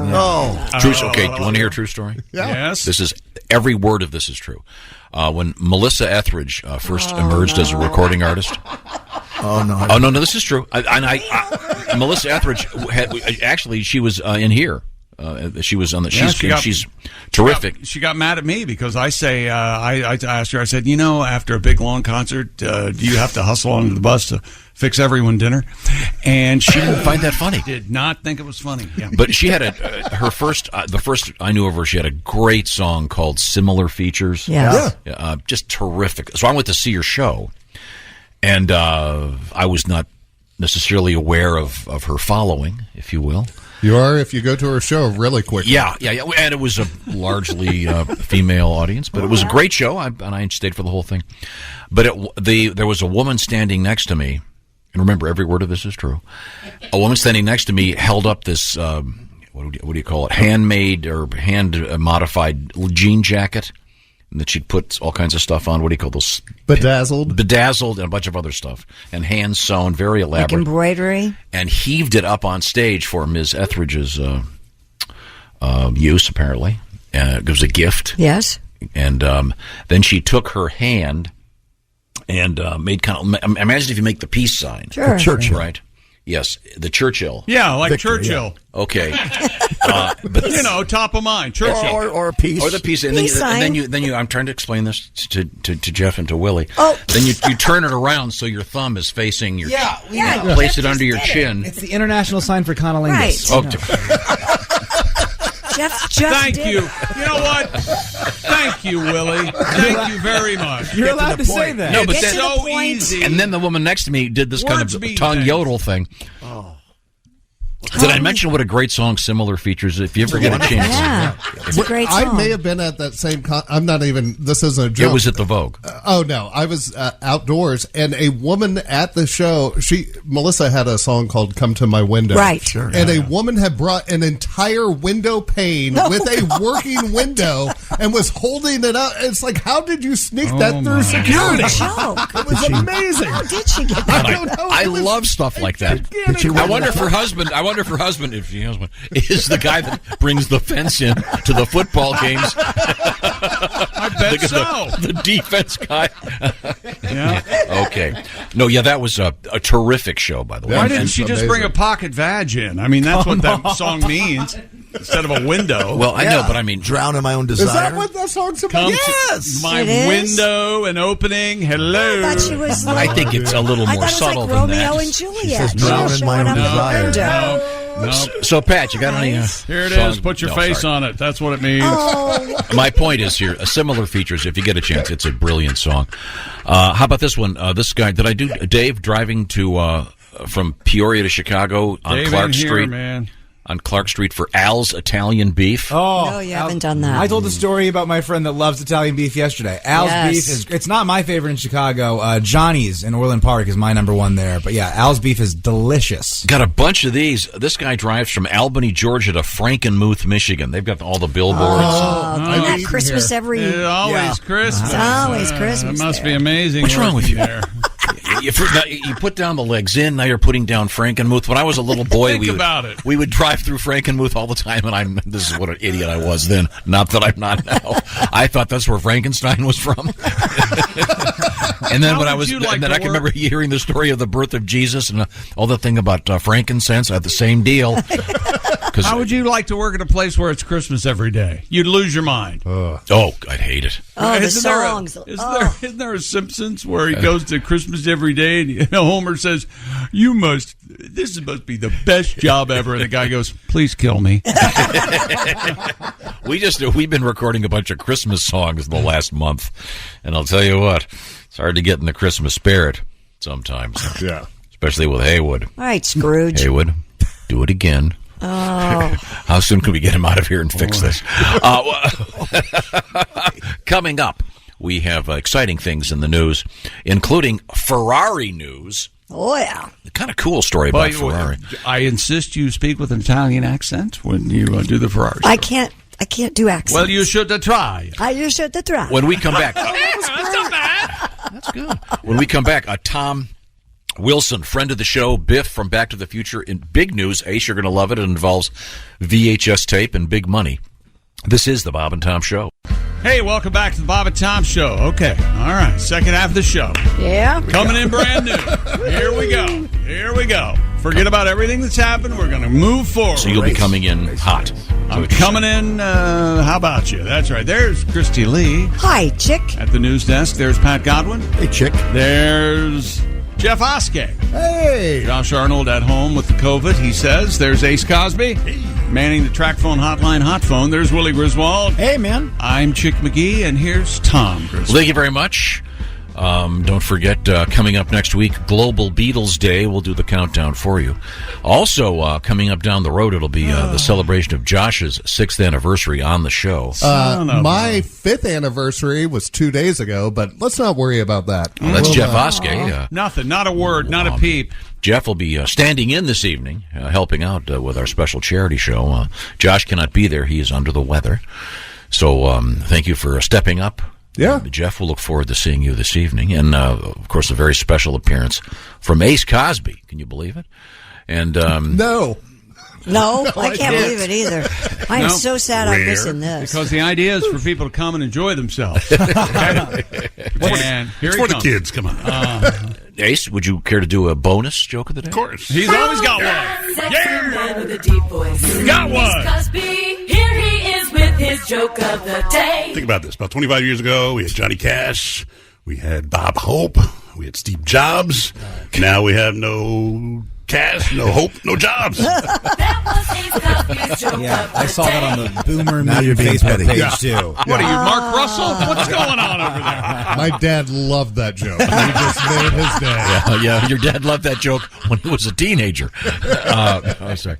Once again, today, Dump the Pump Day. Oh, I'm sorry.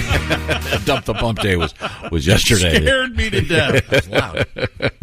I'm so sorry.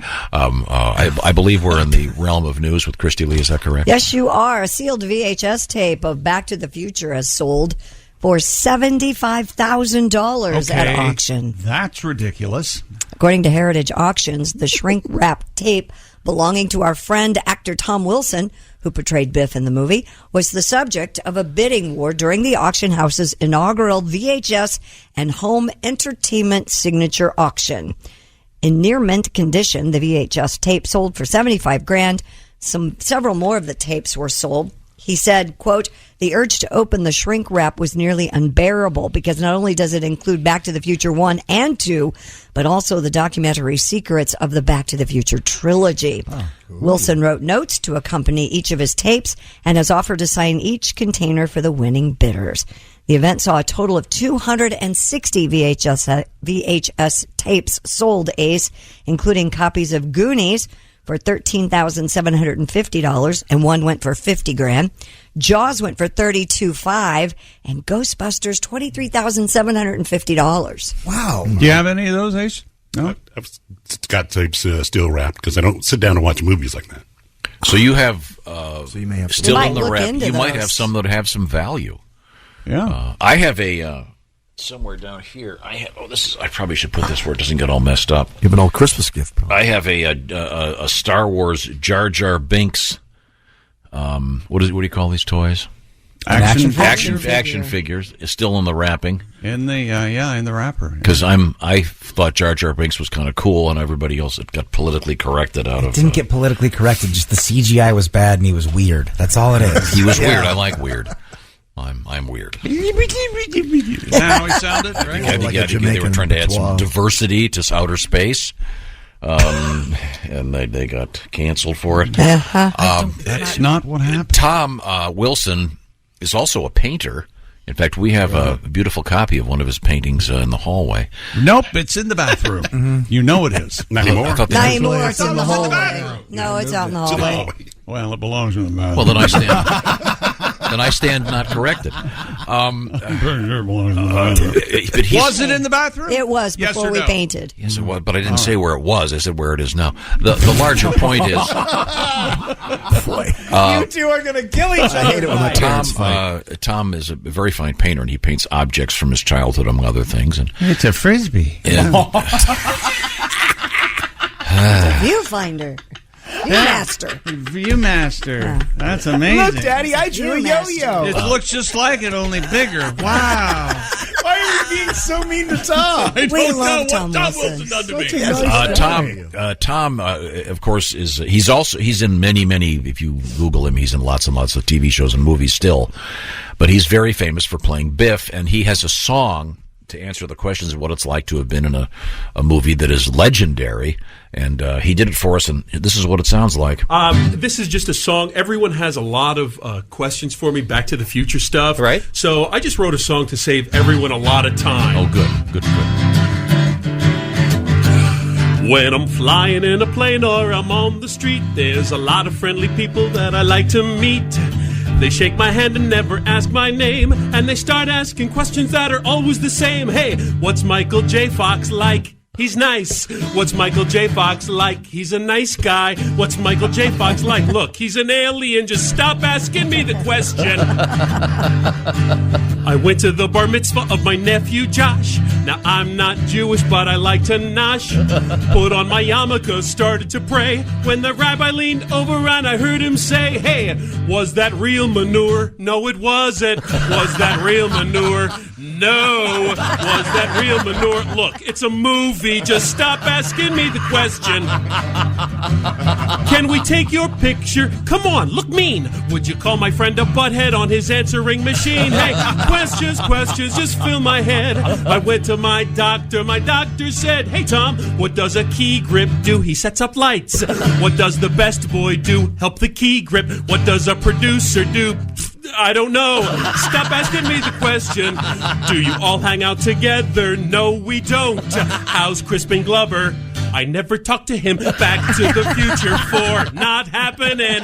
Stop asking me the question. Hey, who's the nicest famous guy you know? Adam Sandler. Who is the biggest jerk? Gary Busey. How much money do you make? More than you do. So stop asking me the question. Tom Wilson talking about being in the Back to the Future trilogy. And once again, in the news today for selling his tape collection, including the sealed VHS tape of Back to the Future for $75,000 at auction. And so you said one and two, right? Yeah, it was a 1 and 2, and it had documentary secrets of the Back to the Future trilogy. Yeah. Sounds like a box set. There's a bunch of them. There were several different things that he had, including some promotional stuff from Pepsi. There's all kinds of weird stuff that they've auctioned off for big money.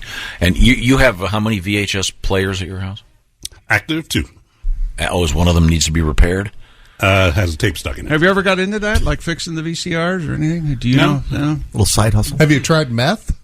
That'll make you take apart your VCR. Yeah, try that. Actually, back in the day, I did take one apart. Did you ever put it back together? No. Okay.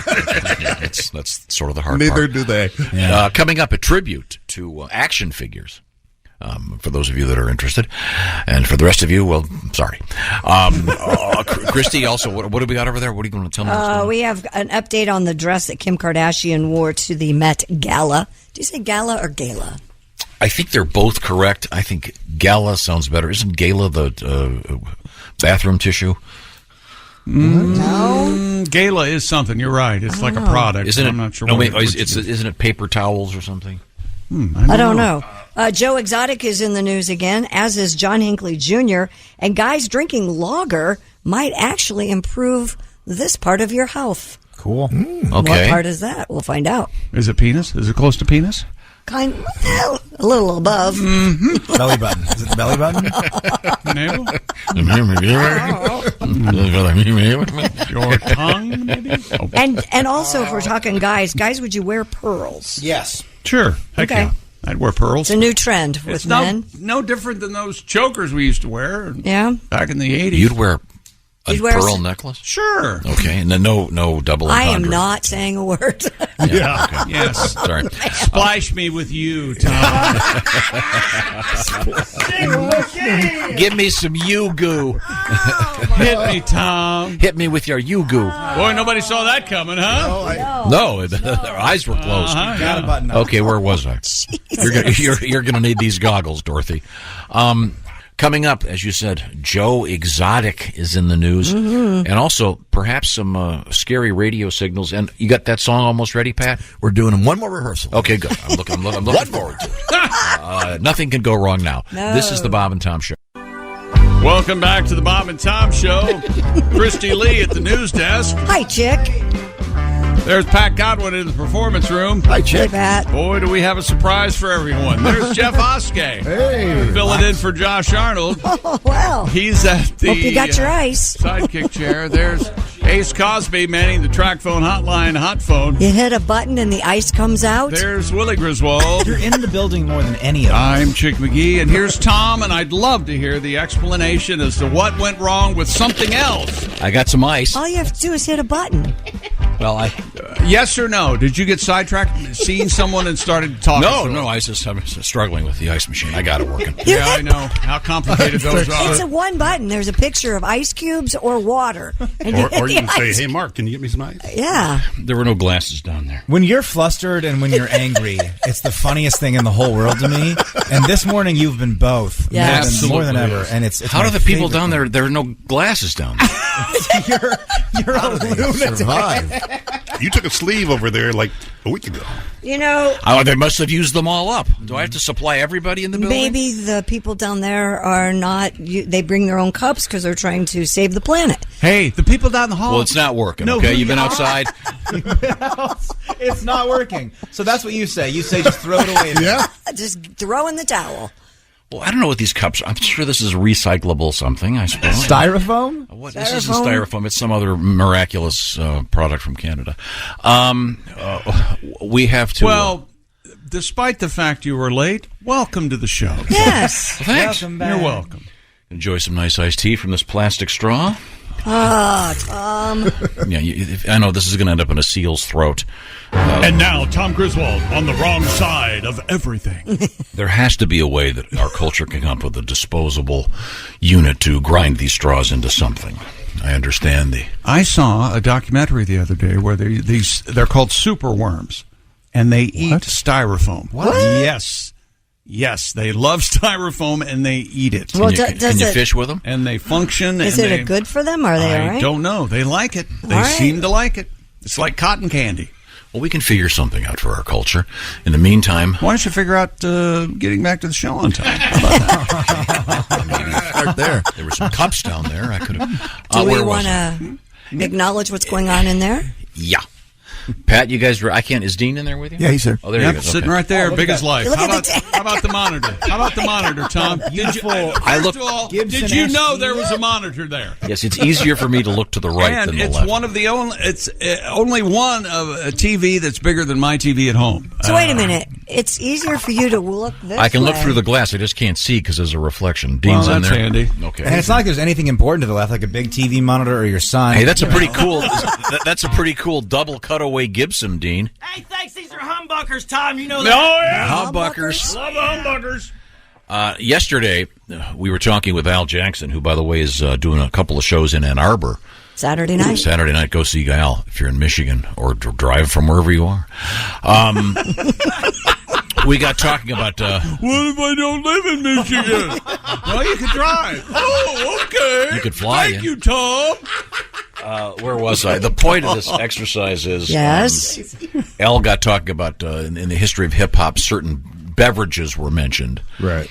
That in some cases they're popular and then they become more popular, where in some cases they were never heard of. They put them in some hip-hop thing and it becomes the rage. Sure. Hennessy, Hypnotic. What's the champagne they're all drinking on the hip-hop videos? It was Cristal. Cristal. Yeah, but now it's Ace of Spades. Cristal. Yeah. Steph Curry last night, and someone helped me, tweet me, if you know, he's holding the NBA trophy in one hand and a really cool bottle of a brown liquid in the other hand, and I can't tell. He's wearing the ski goggles because that's what they do when they spray champagne now, but I don't know what this brown liquid is. It looks really cool, though. But these things go in trends. And this is a song about a trend in the world of alcohol, Pat? We were talking about White Claw yesterday, and today we have this lager story with the men. So we're going to put these two ideas together. Okay, wait a minute. We got to do the story then. Christy, do you have the story about your health and lager? Sorry. Oh, yeah. Hold on a second. Recent research suggests drinking lager might improve gut health in men. For the study, guys were divided into two groups and received lager beers without their labels so they would not know whether they were drinking alcoholic or non-alcoholic beer. I bet they could tell after drinking Taste it, one. yeah. They drank beer every day for 4 weeks. Blood and fecal samples from the study participants allowed scientists to analyze their gut microbiota. Researchers at the Nova University in Lisbon said both groups showed increased gut microbiota diversity, which has been associated with positive health outcomes. Yeah, and also increases the size of your gut. Yes. But, yeah, it can. It's an interesting thing. It's a good excuse now. You can always say, hey, I'm drinking this for my health. Another good thing. But you've got a song that combines this and the White Claw? Indeed, yeah. Okay. Okay, 1, 2, 3, 4.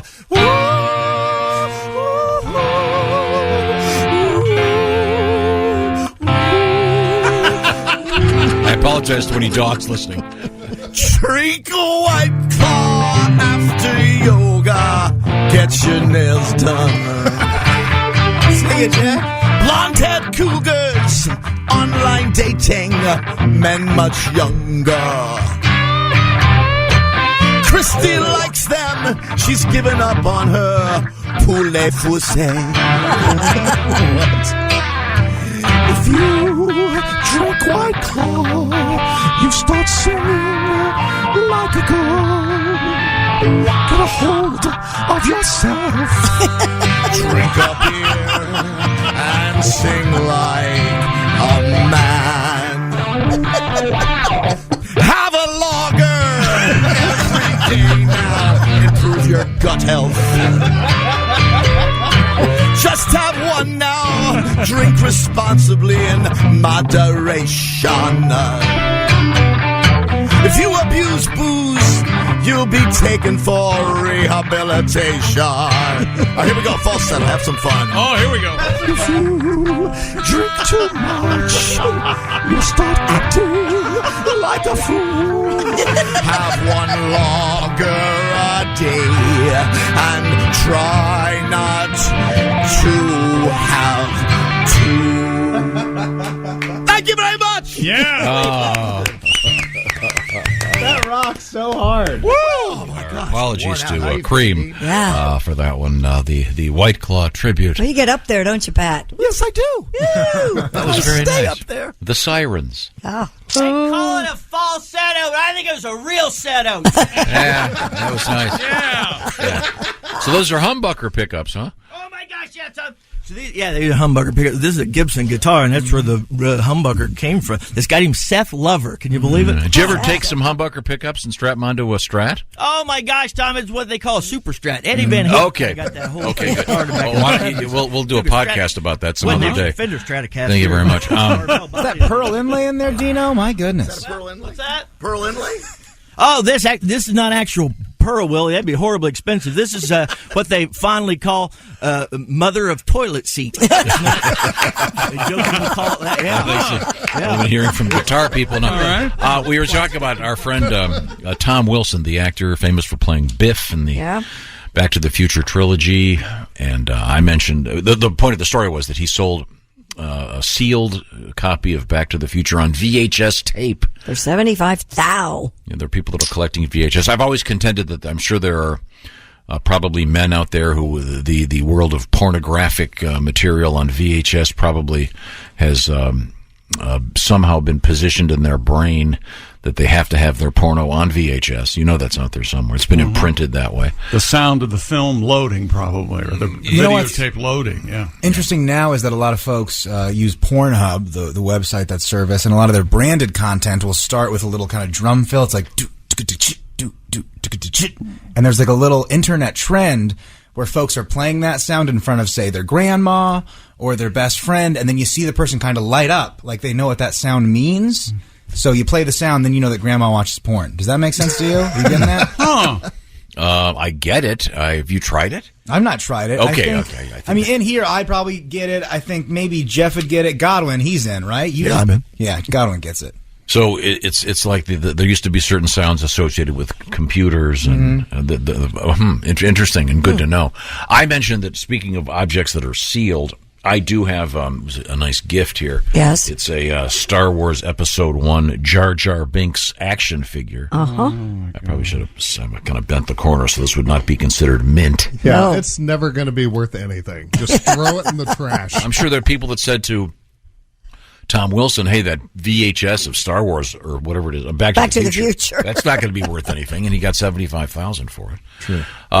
But speaking of Star Wars and Star Trek, I thought we would play this. I have a nice request for this. This is a comedian, Matt Weinhold. Matt Weinhold is our guest, great comedian, but I know you're like a total Star Trek fanatic. Yeah. Did you ever meet any women at these conventions? Or yes. Really? Uh-huh. But are you looking? You dating? You dating at all? You gone in recent dates? I don't. Well, here's the thing. As I told you before, I collect action figures. Right. Because I know what the ladies like. Sure. And this is true. Recently, I met the daughter of a star of a famous science fiction show, Star Trek, actually. Okay. And I thought she was really nice and really funny and charming. And I thought, hey, maybe I should ask her out. We go on a date, out to dinner, back to my place. Who knows where it could lead? Sure. Then I thought, wait a minute. I think I've got an action figure of her dad on my shelf in my bedroom. And, nothing will mess up a sexual encounter faster than seeing a plastic version of your dad staring down at you. I can't believe you're going to have sex with this guy. Look at me, honey. Look at me. Look at me. Look, the guy's a dork. Look at me. I'm here. Look at this. Look around you. There's a Starfleet uniform in the closet. Look. I've been in his... Get out of here!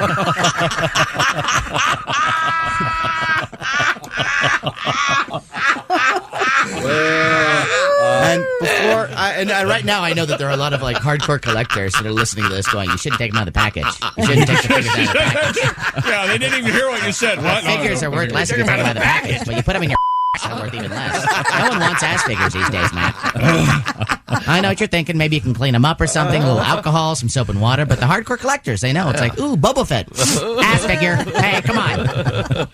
Those would be action figures. Oh, my God.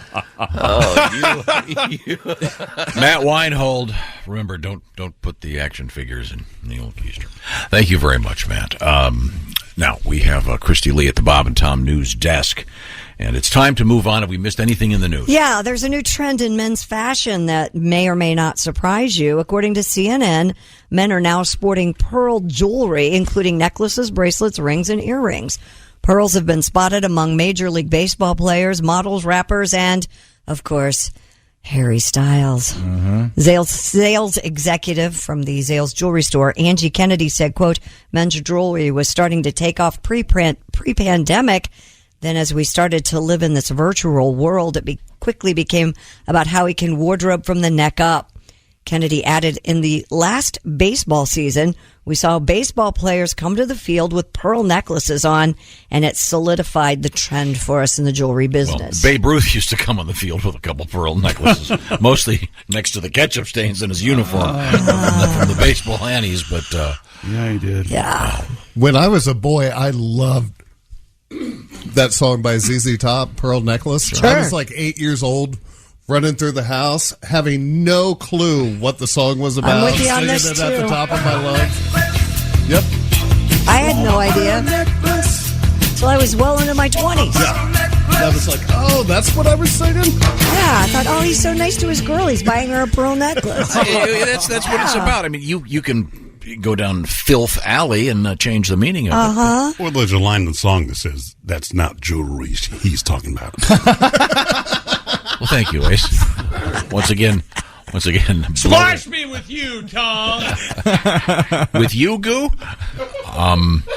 Sorry, I was trying to kind of present a defense, if you will. Yeah? You almost got a spit take out of Jeff. Yeah. Okay, thank you very much. Earlier this week, the Japanese government released a study on gender equality. The wide-ranging study presented a large variety of data about men and women in Japan. I don't know if the guys are wearing pearl necklaces, but one statistic that really was met with shock is 40% of unmarried Japanese men in their 20s have never been on a date. In their 20s. 40%. Huh. That's a lot. How about their sex dolls? Have they been on a date? It doesn't mention sex dolls in my story. I don't. Not a word about sex dolls. Haven't they perfected that? Isn't that the big thing? Perhaps not. I'm sorry. Isn't that the place where the pornography, they pixelate out all of the genitalia? Yes. Yeah, super hot. Yeah, there is something going on there about that. Yeah, and I don't know what it is. Now, I wonder if that's a turn on. If someone who came up in that culture would. Remember, we've had this. If you can think about it, it's a fetish, and people are excited about. I mean, can you buy like a plexiglass thing that will pixelate the actual? So you can say, "Here, honey, spread them and hold this up." We used to have. We used to have a pair of glasses where it looked like the black bar across your eyes. Remember Sure, that? I remember those. That was hilarious. So could you get panties like that? There were sunglasses. I think we Googled this, and I think that you can. I think that we've had this deja vu today. My Yeah, goodness. I know. Okay, sorry. Well, that's the weird part. I know Willie's probably watched a little bit of this. They pixelate that out, but then when it comes time for the end, not pixelated. Mm-hmm. Really? Yeah. You would think that would be pixelated more than anything. Money shot just wide open. Maybe that's what they're into. That's party time over there. They Yeah, love that. maybe that's what they're all about. That is party time. Who knows? So why are these young Japanese men not going on dates? I don't know. You tell me. I think don't just live in Japan. Less and less young people are going on dates. It's a lot of group hangs. Hey, we're having the pals over. You want to come hang out? Really? Yeah. I think some people think it's kind of disarming. That way, if it's a bad date, you can have your buddy there and just get out. Okay. Have you ever ditched anyone, Willie, during a bad date? No, I've had people just like not text me back, kind of thing, But I think I'm a nice guy on a date. Do you have a guy standing by, and you, if you're not enjoying the date, they call you and you act like it's an emergency and you leave? I think even if a date's bad, it's still a fun opportunity to learn something about somebody, try some new food. All right, you got to go to a good restaurant. Oh, you're going to be kind, isn't that it? I'm like one of the best guys there is. Are you kidding me? Your Willie? dad had a friend, certified nice guy. Didn't a friend of yours ditch the whole deal, right? Yeah, I was.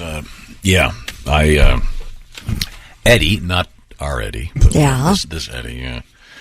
Yeah. He'd been set up by this woman that I was seeing, and so we went out to dinner. And after 3 minutes, Eddie gets up to go to the bathroom, never comes back to the table. And this other young lady was just really nice and attractive, and it was pre-cell phone. Wait a minute. What am I thinking about? Pat, you had to have ditched a date. No, I've called them on account of rain. Disappeared. Over chattiness, maybe. What does that mean? What do you mean? Called them on account of rain. I just mean I've cut them short. Oh, all right. I had this happen. I had been talking to a woman on Plenty of Fish, and we decided to meet up.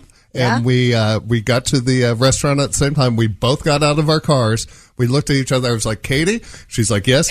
Jeff? Yeah. And we both just go, And we both just were like, cool, got in our cars and drove off. Really? Like, we both were instantly not attracted to the other person, and we just called it off. Had you seen Saved her? a lot of time and money. Had you seen a photograph of her prior to this? I had on the website, and I'm going to quote my friend Matt Holt when it comes to this. I believe everyone should have to hold a current paper, like they're a hostage, a proof of life type thing, to let you know when the photo was taken. Lee Oswald with the rifle. Yes. I see. So you know the date in the photo. Yeah. So it was a Daguerre type. But we were both equally disappointed with the other person. Well, there We you just called go. it quits. Happy ending. Yeah. It was Plenty great. o' fish. Yeah. Okay. Should good. be called Plenty of Whales. Oh, man. That's mean. Hey, this is what they're getting. It's a lose-lose on both people's side on that site. And when we come back, Christy, what's happening over there? We have Squid Game in the news. We have Joe Exotic in the news. We have Ferraris in the news. And could there be alien radio signals out there? Alien radio. We got weather on the 10s. This is the Bob and Tom Show. Welcome back to the Bob and Tom Show. Poor Josh. Christy Lee at the news desk. Pat Godwin in the performance room. Hello. There's Jeff Oskey. Yes, sir. He's filling in for Josh Arnold, who's sick. There's Ace Cosby manning the track phone hotline hot phone. There's Willie Griswold. Good morning. Doing some blow over there. Nasal. Doing some flow, baby. Some Flonase. Flonase. I'm Chick nothing McGee. better. And here's Tom. Tommy. Thank you very much. We've also been enjoying your emails about places you've gone, especially if you've driven and spent maybe half a day driving somewhere just to have lunch and then drive Well, there's back. no limit or no minimum. Just, yeah. Just How tell about us this that. one? This is from Ben. I've driven 1,000 miles from Green Bay, Wisconsin to Buffalo, Wyoming to the Winchester, the best steakhouse the world has ever seen. That's made out of an old cathedral. Winchester Cathedral. Who did that song? Well, that's a Hang on, wait a minute. Now, you're aware of the song. Yes. Now, do you remember the name of the band? Rudy Valley. No, it's not Rudy Band. The band that did Winchester Cathedral. Jeff Oskett. I never even Chick heard of knows. it. So Nope, I'm I have no idea. Really? Nope, I don't Oh, you remember. usually Willie, know do you know? this. Of course I don't know. Ace? Isn't it the Fainting Goats or something? No. Winchester Cathedral. I want one of those. We had in one of our triumphant bookings. Is it Freddie Cannon or You somebody? had a guy. We had a guy that was allegedly in the band. We found out that he was in the band after they had their only hit. You're bringing me down. Here it is. Winchester Cathedral. Oh man, what a great song! You're bringing me down. What? Yep. Hang on a second. You stood and you watched out. Hold on. What is it about that chair? My baby left town. And it was a baby left novelty town. song. It was part of the British invasion. Mm-hmm. And so they would. There was a point where they would play anything. Clearly, Can't remember what I had for lunch yesterday, and I can sing every word of that song. What is that all about? and then Sing it through one of those megaphones? Yeah, like the Rudy Valley. cheerleader? it was it's mocking that. We used to sing that at camp, except when we would go, "Bo Dangy, go down," which Who's Bo Dangy? I think it was some kind of Very adventurous young man. phallic reference. Tom, start the song again and watch Oskar. It makes him move, and I don't know if it's Josh's chair or whatever, but he starts to dance. Look at this! Look at this! Wow! How about that, huh? Jeff, why do you look so scared when you dance? Hey, your face turned all red. Here you go. Bo Dangy, go down. Once again, that was how we You sang. had the weirdest childhood of anyone I know. You need some girls around. Yeah, you did. You Just one girl. You did need some Made a whole girls. difference. All boys camp, All boys school. So tell me, who did the song? You know, it's okay if you want to come out. It's fine. If you're coming out, I'm coming out too. It's a new world. You know what? And I think on a lot of levels, Kelly might be relieved. Okay? You got beautiful kids. What do you think all those trips are Beautiful for? kids. Is the only reason that you're not gay because there's no way you can make more kids, man to man? Is that it? That could be. I don't know. Winchester. Is it the new vaudeville band? I think. I don't even. That's close. New vaudeville The band. new Vaudevillians, So I think. you don't know, and you've been asking us. I don't remember. I think it was the new. The new Vaudevillians? Who brought up Protocol. Winchester Cathedral anyway? Chick, dude. No, there was a Dean has Winchester he's pointing at something. Steakhouse. Oh, You can't ask us trivia. and new then not know vaudeville the band. answer. Yeah, there you go. It is the new vaudeville band. Okay. Yeah, and the new. Okay, this is from my friend Steve. The management of the new vaudeville band, a dude named Peter Grant. His next band was called Led Zeppelin. Oh. Well, he's the guy that's. Isn't he the guy that they mock in? He carried around a Cricket bat. rugby or cricket bat. That's it, and he's sort of parodied in Spinal. And this is Spinal Tap. Oh. So, in any event, what we were talking about was this gent, Ben, who drives 1,000 miles from Green Bay to Buffalo, Wyoming for the Winchester Steakhouse. Okay. I doubt if that song is on the jukebox. It was on Fontana Records, and it was written by some guy named G. Stevens. Does and it was say what year? The new vaudeville band. 60s. Yeah, late 60s. Okay. Let's So see. I'd have been a little kid. My wife and I drive 6.5 hours one way to spend the night and eat at the Portsmouth Brewery. Thai curry mussels and lemongrass calamari will make you do stupid things. In Portsmouth, New Hampshire? Is that Writes or Maine? Tony. Don't know. Oh. Or Portsmouth, Ohio. Could be any of those. Well, it depends where he's starting from. What a We could half-assed do this- story we that could do was. this backwards. Sorry, Tony. Thanks, Tom, for no information. Appreciate it. I just That sounded delicious. Where Yeah, did it it go? did. It sounds like Portsmouth, New Hampshire. That's why I asked. Turn his mic off. Did you know that? This is from Aaron. Yeah. I'll drive over an hour and a half to Balltown, Iowa. Oh, yeah? He's going to Balltown, is he? Christy, when's the last time you went to Balltown? A couple days That's why ago. I'm going on vacation. Oh, there you go. It's next to Nutville, isn't it? The Twin Nutville, Cities? Poundtown. Nutbush City Limits is the song. Right outside there. Okay. Scrotopolis. I'm sorry, Aaron. Fine people of Scrotopolis. Testy Town. Aaron drives to Balltown, Iowa. Yeah, he does. Because of silly. Breitbach's Country Dining. I'm probably pronouncing it wrong. I apologize, Aaron. This looks pretty good. Roasted chicken, roast pork, glazed ham, popcorn, shrimp, mashed potatoes, and gravy, and so much more. Boy. See? That's good country food if I ever heard it. I'm going to call point of parliamentary procedure. Yes. What's broasted chicken? All right? Chicken's a mixture of broiling and roast. Shut up. It's either roasted chicken or shut up about it, okay? I don't want to hear anything about broasted chicken. You're damn right I am. I'm sick of it. Doesn't a broiler do it from the top? It's roasted chicken. So it's raw chicken, basically. No, it's No, not it's raw. roasted from the bottom and broiled from the top. Is that how that works? It's a mixture. If it's roasted, yes. We stop using the term broasted. No, it's He's right. There's a burner on the It's top. not. It's not frosted when it's fried and roasted, is it? No. You've never had any brie fries?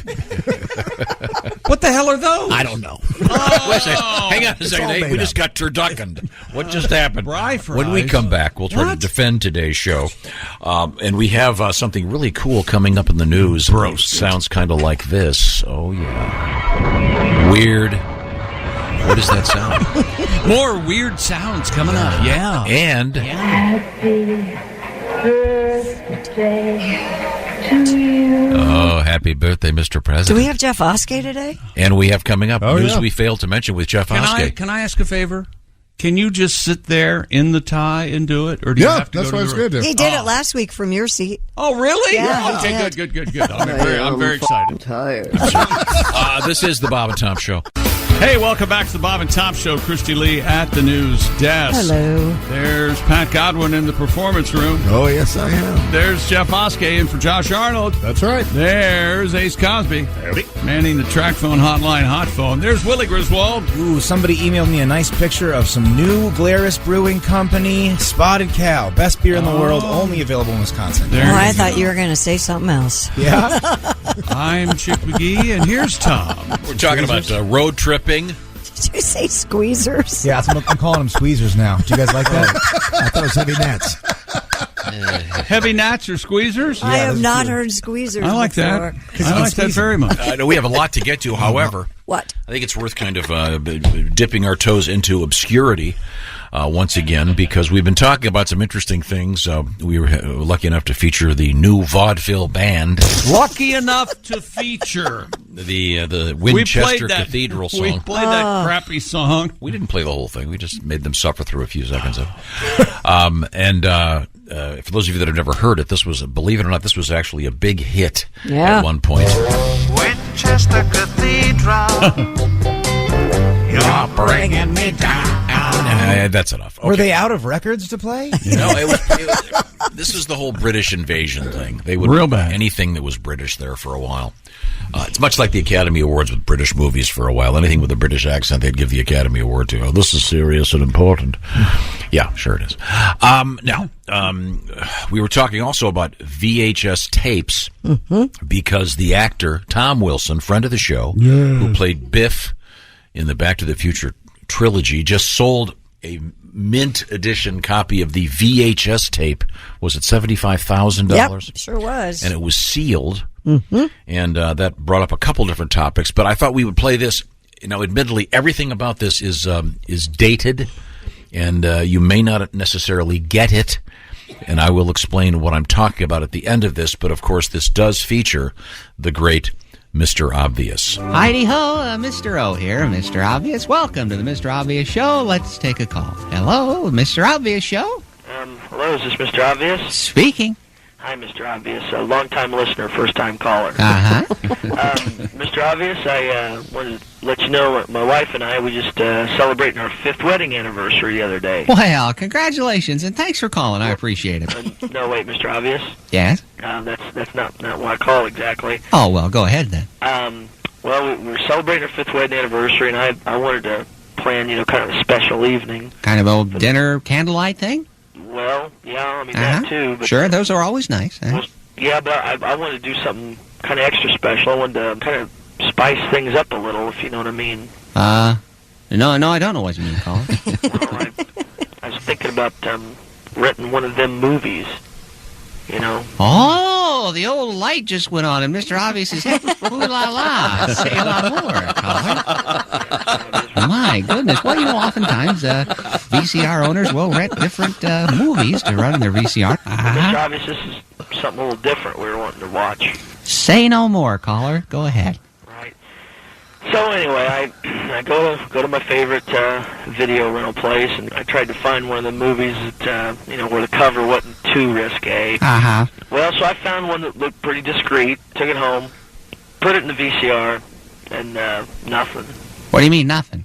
Well, I mean there's and not much action. What? No, Mr. Obvious. I meant that the movie I stuck it in there and it was defective. Wouldn't play? Yeah, it was just there's no sound. What'd the picture look like? Snow? Just snowy. I mean, there's really? Yeah. Had it on the right channel? Yeah, I think so. It was on channel 3 like usual. The tracking was okay on your machine. I checked that, adjusted that. Sure. So then I'm assuming you took it back, Colin. Well, sure. I mean, I went back there and told them there's a problem with it, and so they exchanged it for me, gave me another brand new one, and took that one home. And same dang thing. No, 2 in a row? Well, Mr. Obvious, you're not going to believe this, but I went back another time, and the third one did the same thing. I think they should look in the quality control department of that videotape store now. Maybe they got some kind of bad batch of this, this movie, but... Well, what was the name of the movie? Well, I'm kind of embarrassed to say it's, kind of one of them risque, kind of dirty titles. No, just go ahead. Well, it's called Head Cleaner. I'm sorry, what? It's called Head Cleaner. Head Cleaner? Yeah, I know. You rented Head Cleaner?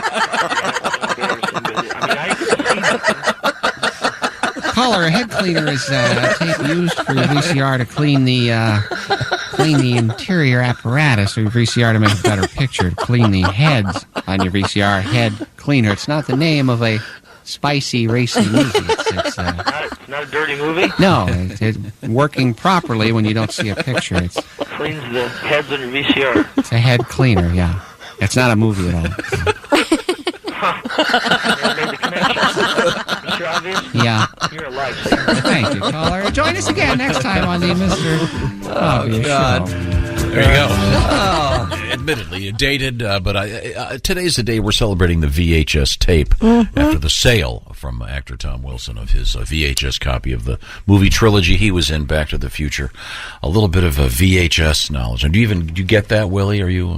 I'm pretty familiar with VHS. I had that growing up. And the Head Cleaner, remember there was the famous poem that's kind of gone out of fashion? Be kind, rewind. Sure, on the Blockbusters tapes. Yeah, I remember that. Yeah, a different era. Ladies and gentlemen, and thank you very much for that request, Brett. Now, we've been talking about exotic trips perhaps taken sometimes just for a lunch. I love this one. This comes to us from Chris. He goes, my son and I have gone to every James Bond movie for the last 30 years to the premiere. We go to Whataburger on opening weekend.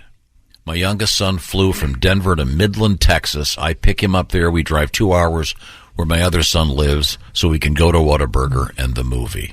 I've never eaten at a Whataburger. Delicious. Is it? Really good. Well, what a nice tradition. Yeah, it is. Of course, the problem would be, Chick, you'd have to sit through the James Bond movie, right? Yeah, exactly. You're not and here's the bad guy. He just has one really big eye. Yeah, this last one. Do you and Willie have a nice tradition that you do every year? Yeah, get out and have a catch. Father-son Are you kidding me? moment? Every year we have a great birthday phone call and handshake. All right. And that is such a fun thing. No, that's not true. We go skiing That's every probably year. true. Oh, no, sure. Skiing, Go to a couple cool places. How much? Number how 1 much year. One-on-one time, or is it just too small to even mention that you get with Pop? How much you? No, skiing will be in the chairlift. Oh, boy. unless there are strangers on there that I want to introduce myself to.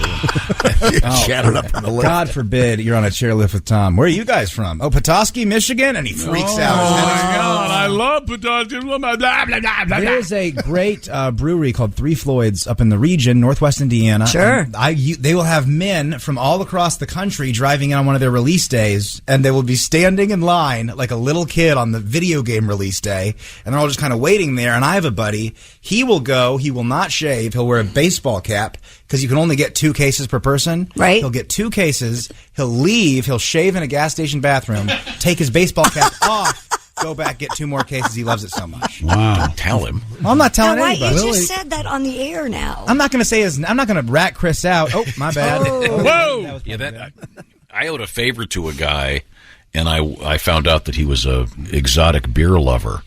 So I sent someone up there to grab some of this Three Floyd stuff. It's amazing. It is really good. And he understood the whole protocol and ritual, and he got it. That's a super cool trip. We're getting so many great letters about the just fun journeys. Mm-hmm. You know, and it's a great thing to do. And I know with gas prices, maybe it'll be a little less distance this time. Sorry. We have time to squeeze in one more quick story. Christy, what do you got over there? Netflix has greenlit a reality competition series based on the hit South Korean drama Squid Game. The 10-episode show is titled Squid Game: The Challenge.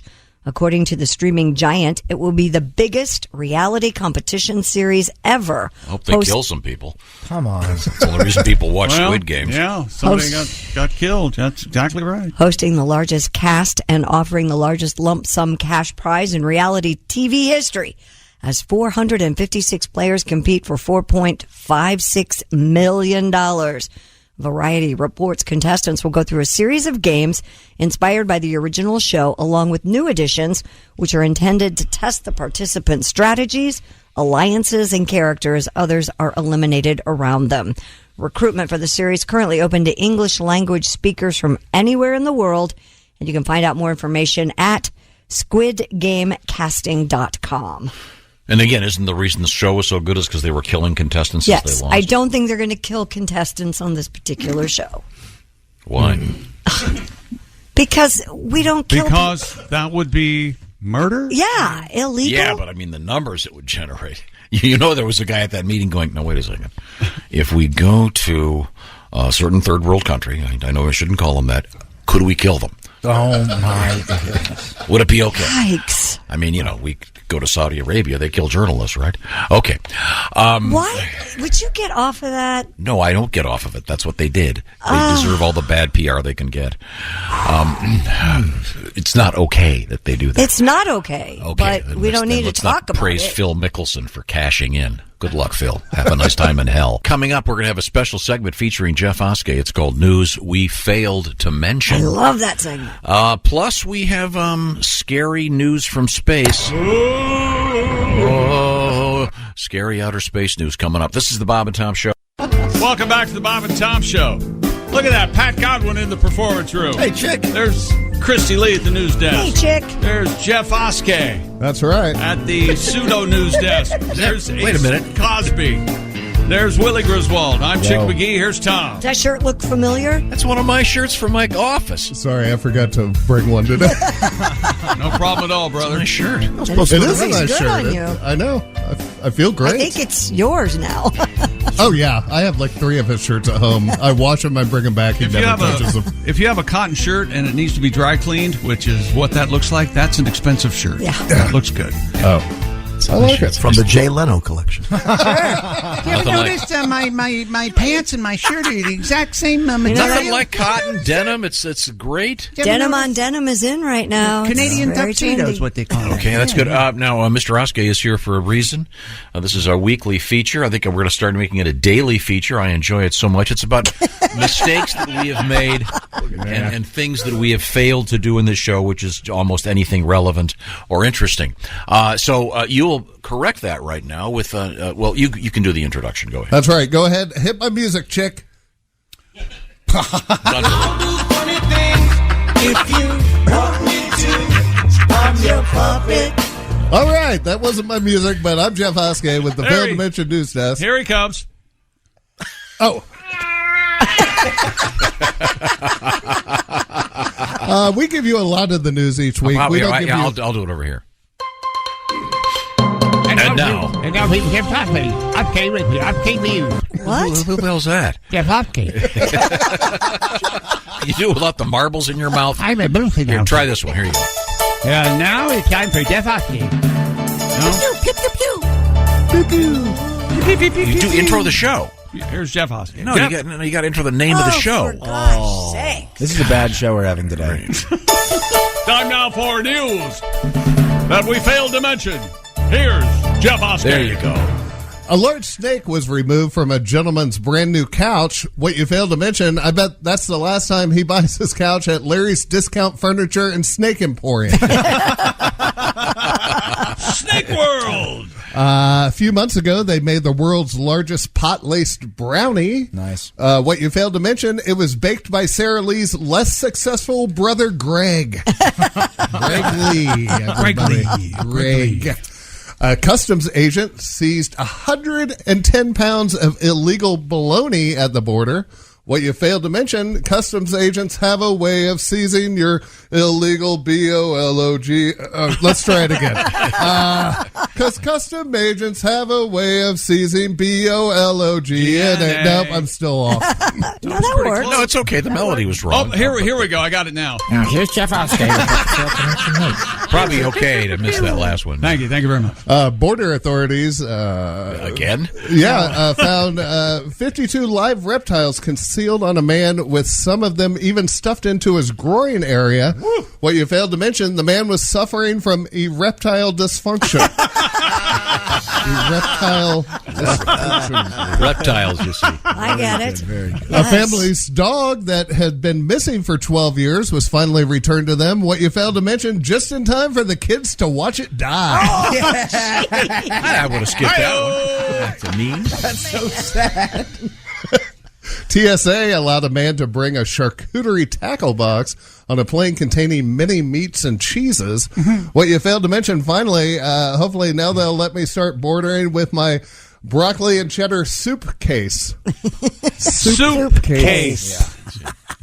Where's my soup case? Where's my sound effects that save these horrible jokes? Try it again. Do the last one again. We'll get the. Finally, hopefully they'll let me start boarding with my broccoli and cheddar soup case. Well, that's just mean. Got it all. Holy heck. Maybe you'll like this one, Tommy. Some lady who farts and queefs in jars had to go to the hospital because she thought she had a heart attack. What you failed to mention, come to find out, it wasn't a heart attack. It was actually a panic attack. She was suffering from PTSD. PTSD.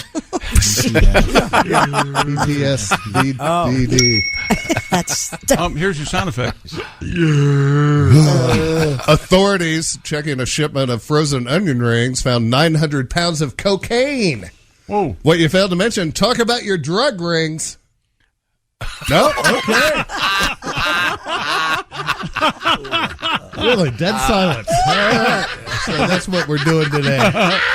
I like being in the other room way more. A woman in jail was busted trying to use her bra's underwire to pick the lock to her cell. What you failed to mention, she said, I did not try to break out of my cell using my underwire. Cross my heart. Hello there. Now that's referencing a 40-year-old commercial. Cross my heart bra. Cross your heart bras. They're still out there. You don't get to play that card. No, you don't. No, I love that joke. You. I love that joke. No, that's a very old commercial. Do they still do the Cross Your Heart? Yes, bra? they do. Really? Mm-hmm. Huh. The National Weather Service is running out of names to name hurricanes. What you failed to mention, here's a few that are still available. How about Ida Evacuate? Or May Seek Shelter? How about Skip Town? No? Okay. All right. A man who was gored to death at the running of the bulls has died. What you failed to mention, I bet his obituary started with the sentence, Mike was never the fastest runner, but that never stopped him from trying to achieve his dreams. He's dead, you see that. Yeah. Bulls got him, Christy. Yes. Two more.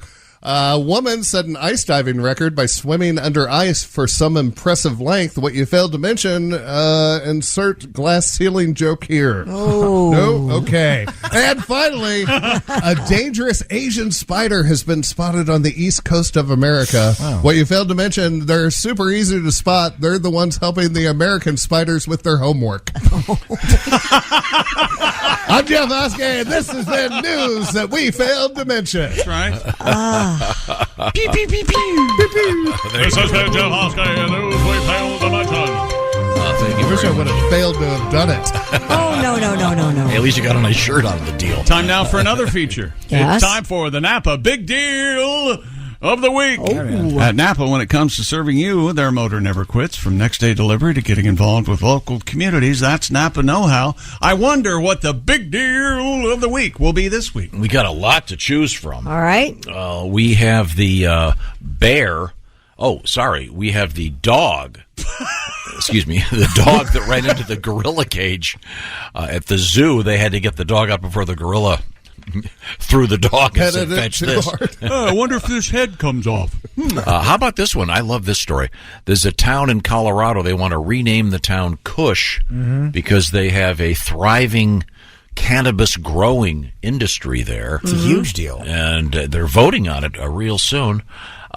Speaking of Kush, Snoop Dogg's blunt roller received a raise from Snoop. Good for him. Due to inflation. And I think he pays the guy, $60K a year? Yeah, it's definitely a nice deal. And, I don't know how many joints one can roll in a day, but apparently this is what the guy does. So joints and blunts are two separate things. Joints, you use rolling paper, and a blunt is a split cigarello. We had a bus driver who apparently does not speak English very well, and he inadvertently ate a bunch of THC-infused gummies and had to pull over the side of the road with 30 passengers on the bus and went to sleep. I feel bad for this guy. I do too. Apparently he was new to the United States, spoke no English, and had no clue why his gummy bears cost $85. Yeah, sad. Probably didn't understand the money, and he probably couldn't read the fact that they look like candy to this guy. How about the cops that seized that weed truck in New York City? A series of trucks. They had more than $500,000 in tickets. So they actually grabbed and they've confiscated their vehicles, hoping to apparently get their money. You'd think in the weed business they'd be able to somehow get that money. We had some cool world records this week. Would this be the Napa Big Deal of the Week? Maybe. The longest tortilla throw? No. I like the heaviest deadlift with one finger. Yeah. That guy. You did, didn't you? Yeah. You didn't think that was an interesting story? Oh, it was fine. Huh. It was fine. The guy Weight pancakes always get me excited. Hundreds of pounds. The old iron pancake. Yeah. And it was his middle finger. Right. Is that a giant to somebody, you think? I don't know. Is your middle finger your strongest? I would think it'd be your index. That's a very fair question, and I think maybe it's a matter of balance, but okay. I know that his girlfriend very pleased. I'm always working out my middle finger. I'm doing a lot of reps while I'm driving, making sure I'm practicing. Okay. All right. How about in Boston, they installed urine detectors in the elevators? Yeah. At the subway. That's I don't quite get that. Can't pee on the T anymore. Maybe spend that money, build more bathrooms. Would that be more effective? Yeah. Let's see. Dr. Fauci tested positive for the COVID. Yeah. And he's currently, once again, resting on his couchy. Little grouchy. Hoping to... Man, I love that joke. It's been 2 years in the making. And lastly, how about a guy trying to find the owner of a missing set of dentures? Excuse me. Yeah, okay. Any of those strike you as being our best story of the week? Oh, man. Mine is Dr. Fauci on his couchy. That's mine. You can't beat that. But I forgot this one.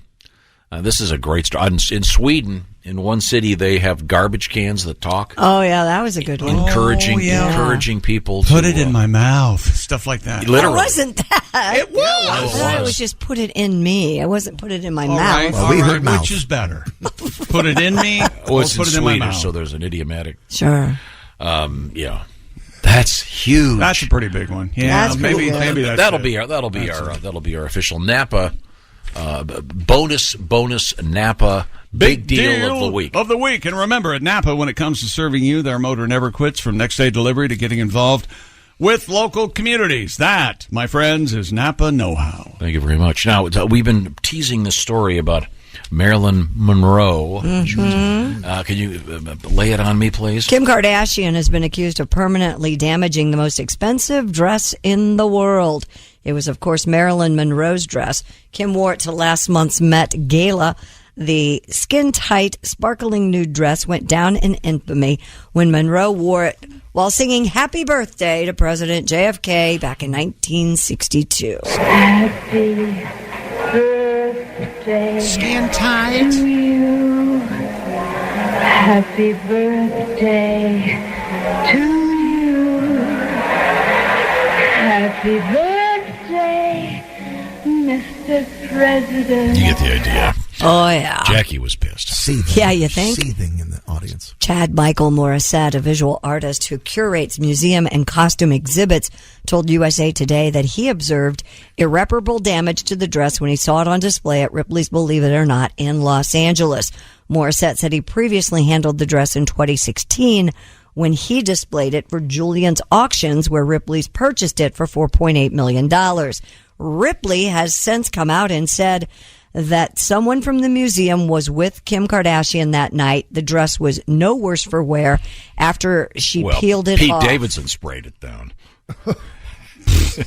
Sprayed it down. Yeah. He's apparently quite gifted. Yes. Oh, she came right out and said the only reason she texted him was because she'd heard he had great Big D energy. Big D, yeah, Big D energy. She remains She was down to classy. She was down to you know what. And if you didn't know, Kim wore the garment just for a few moments as she walked up the steps and then was quickly changed into a replica for the rest of the evening. Next year, she's going to wear Jane Mansfield's famous last dress. Headless? You can't mess that thing up much more. Oh, she lost her head. Why isn't that her wig came off and they saw it on the hood, I think, or something like that? I don't know. I think it was relatively. I think it's safe to say It somewhat extrapolated distressed. I can't talk to any of you anymore. I don't know why I even tried. Joe Exotic and his so-called prison fiancée have ended their relationship. His divorce attorney, Autumn Blackledge, told TMZ that Joe believed he had fallen in love with fellow inmate John Graham. However, I call him my cracker. Since John's release from federal prison in Texas, he has ended things with Joe. That doesn't surprise me. No. Joe, whose real name is Joseph Maladano Passage, previously filed for divorce from Dylan Passage back in March. TMZ reports that while his relationship with Graham had been a factor, Joe and Dylan were estranged for more than a year. Had not been a factor before Joe filed for divorce. Sources told TMZ the Netflix star, who's serving a sentence for his involvement in a murder-for-hire plot, will continue to have a close relationship with Graham's family despite their split. So the guy gets out of prison and suddenly loses interest in. Yeah, that makes sense. Freedom. To date other people. Yes, yeah, and something that doesn't smell like ass might be part of it. I was hoping those two crazy kids were going to figure it out, man. You know what? I don't care how many times I hear you say "smells like ass." I think it's funny. Yeah. And several of John Hinckley Jr. concerts have been canceled. Good. Gee, that's a really great idea, actually. I don't know how they got scheduled in the first place. Hinckley's sold-out show at the Market Hotel in Brooklyn was the third gig on his so-called redemption tour that was canceled. Hinckley tweeted, quote, "I've had 3 concerts canceled, Chicago, Connecticut, and now Brooklyn." He added the promoters looking for another venue. The concert at Chicago's Logan Square Auditorium had been planned for July 23rd, while the event at the Space Ballroom in Hamden, Connecticut was scheduled for New Year's Eve. Hinckley was released from court supervision June 15th, 41 years after his attempted assassination of Ronald Reagan in 1981. Well, if the shows were sold out, why were they canceled? Is it because the promoter got I think that it's an bad incredibly poor taste to be. Hey, y'all, watch this. Guess who I'm going to kill? Who's opening for him? OJ? Yeah. Wow. I have a feeling the venue was like, oh, that John Hinckley? Yeah. No. You think they were that stupid? They didn't know? I don't know. I mean, if you just hear a musician I don't know. How can you shoot a president and then get out of jail? I don't know. Yeah, how can you permanently do brain damage to one of his aides? And It was a insanity defense, wasn't it? And he went to the mental health system. well, I don't know. I think anyone who goes to see this, you're just supporting this idiocy. It'll be interesting. Have you heard? We played some of his music, and it was absolutely dreadful. I must have been absent that You were day. lucky. I don't remember that. It wasn't melodic, interesting. Coming up, I'm not sure we're going to get those aliens in before Monday, but we'll try to do something interesting in the world of history. This is the Bob and Tom Show.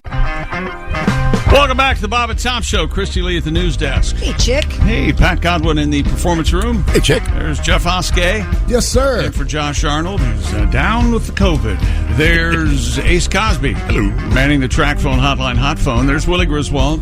Ace, our buddy Chris wrote in. They drive 4 hours to Las Vegas to get breakfast at a place that me and you were going to go to, Hash House A Go-Go. Oh, nice. Hash House A Go-Go. I'm Chick McGee, and here's Tom. I drive, whatever it is, 16 hours to Vail, Colorado to have breakfast at the Little Diner. It's about 21 hours. Is that how much it is? Maybe I'll fly then. We got some great weird trips people take just because. Yep. Brian lives in Des Moines. He goes, a group of buddies and I, at least once every summer, hop on our motorcycles, drive 3 hours to Kansas City to get barbecue at Jack Stack or Q39 Amazing Barbecue. See, that's fun. That's a good time. This guy says, this is from Douglas, 3.5 hours, Gettysburg, Pennsylvania, to the Gary Owens Pub, which everybody in the know calls The Go. Wouldn't that be the Laugh-In? Is that Gary Owens? There's also a comedian named Gary Owens. I don't know. Because Gary Owens was the famous announcer on Laugh-In? And why was he holding his ear all the time? So he could hear himself. That's the old the booth announcer trick. They get the shepherd's pie or the Guinness beef stew. My son makes the same drive, he says, to go to the Blue and the Gray for their crab fries. Okay, these are all great. Thank Take you the so blue, much. give the points. Okay. We did the Napa Big Deal of the Week, and I'm remiss, if you will. My favorite story of the week is this one. It's 25 people were injured, many severely and hospitalized because they chose to walk over hot coals in northern Switzerland. Story. Oh, you really did. Oh, I love this. This is, as I put it, this is where physics meets narcissism.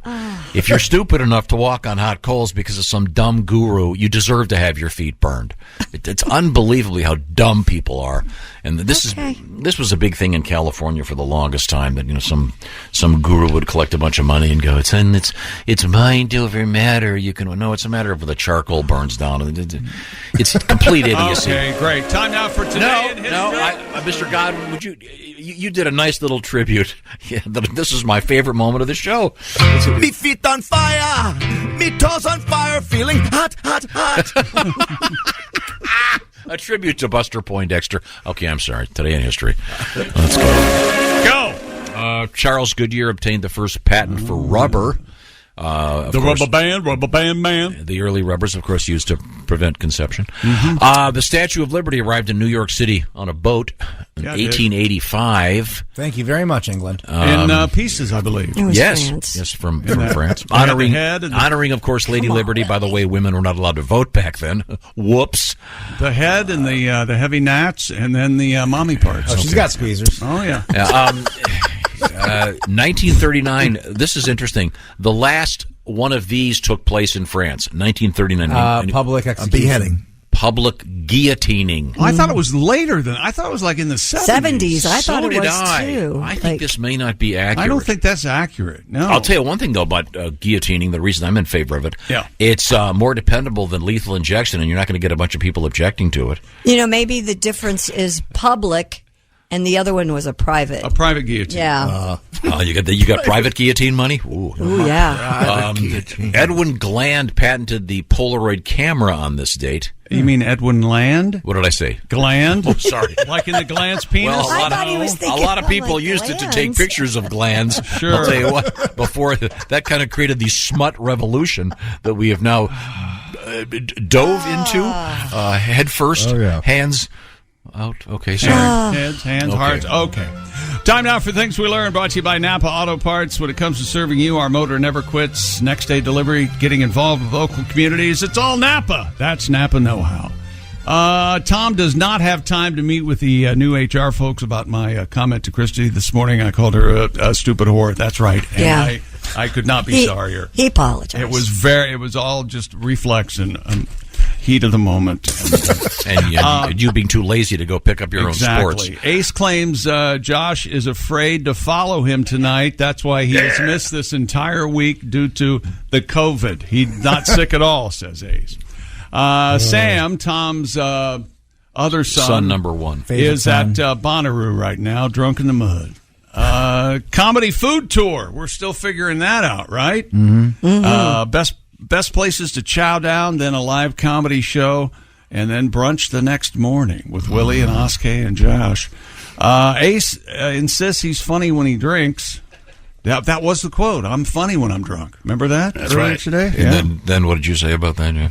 Have another drink. No, I think that's been the problem because Willie had no idea what the term "eating at the Y" meant. Nope. I thought it was I'm still flabbergasted. I thought it was about bringing a sandwich to the YMCA before your workout. You could have 2 meetings. Ate at the Y. Tom thought that Frankenstein was from Frankenmuth, Michigan, all this time. So reasonable when you're a little kid.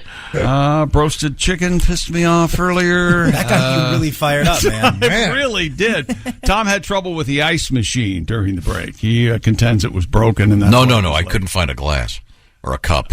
Turns out they were there the whole time. Ace told me where I put them. I forgot. Today's quote was by me. Tom, spray me with you. We'll see you Monday. And come out tonight for the big concert. It's going to be a party. Thank you very much. This is the Bob and Tom Show. Don't know what to give a certain dad for Father's Day? How about a gift he'll open every day? A membership to Bob and Tom VIP. The link to get it is right at the top of our website, bobandtom.com.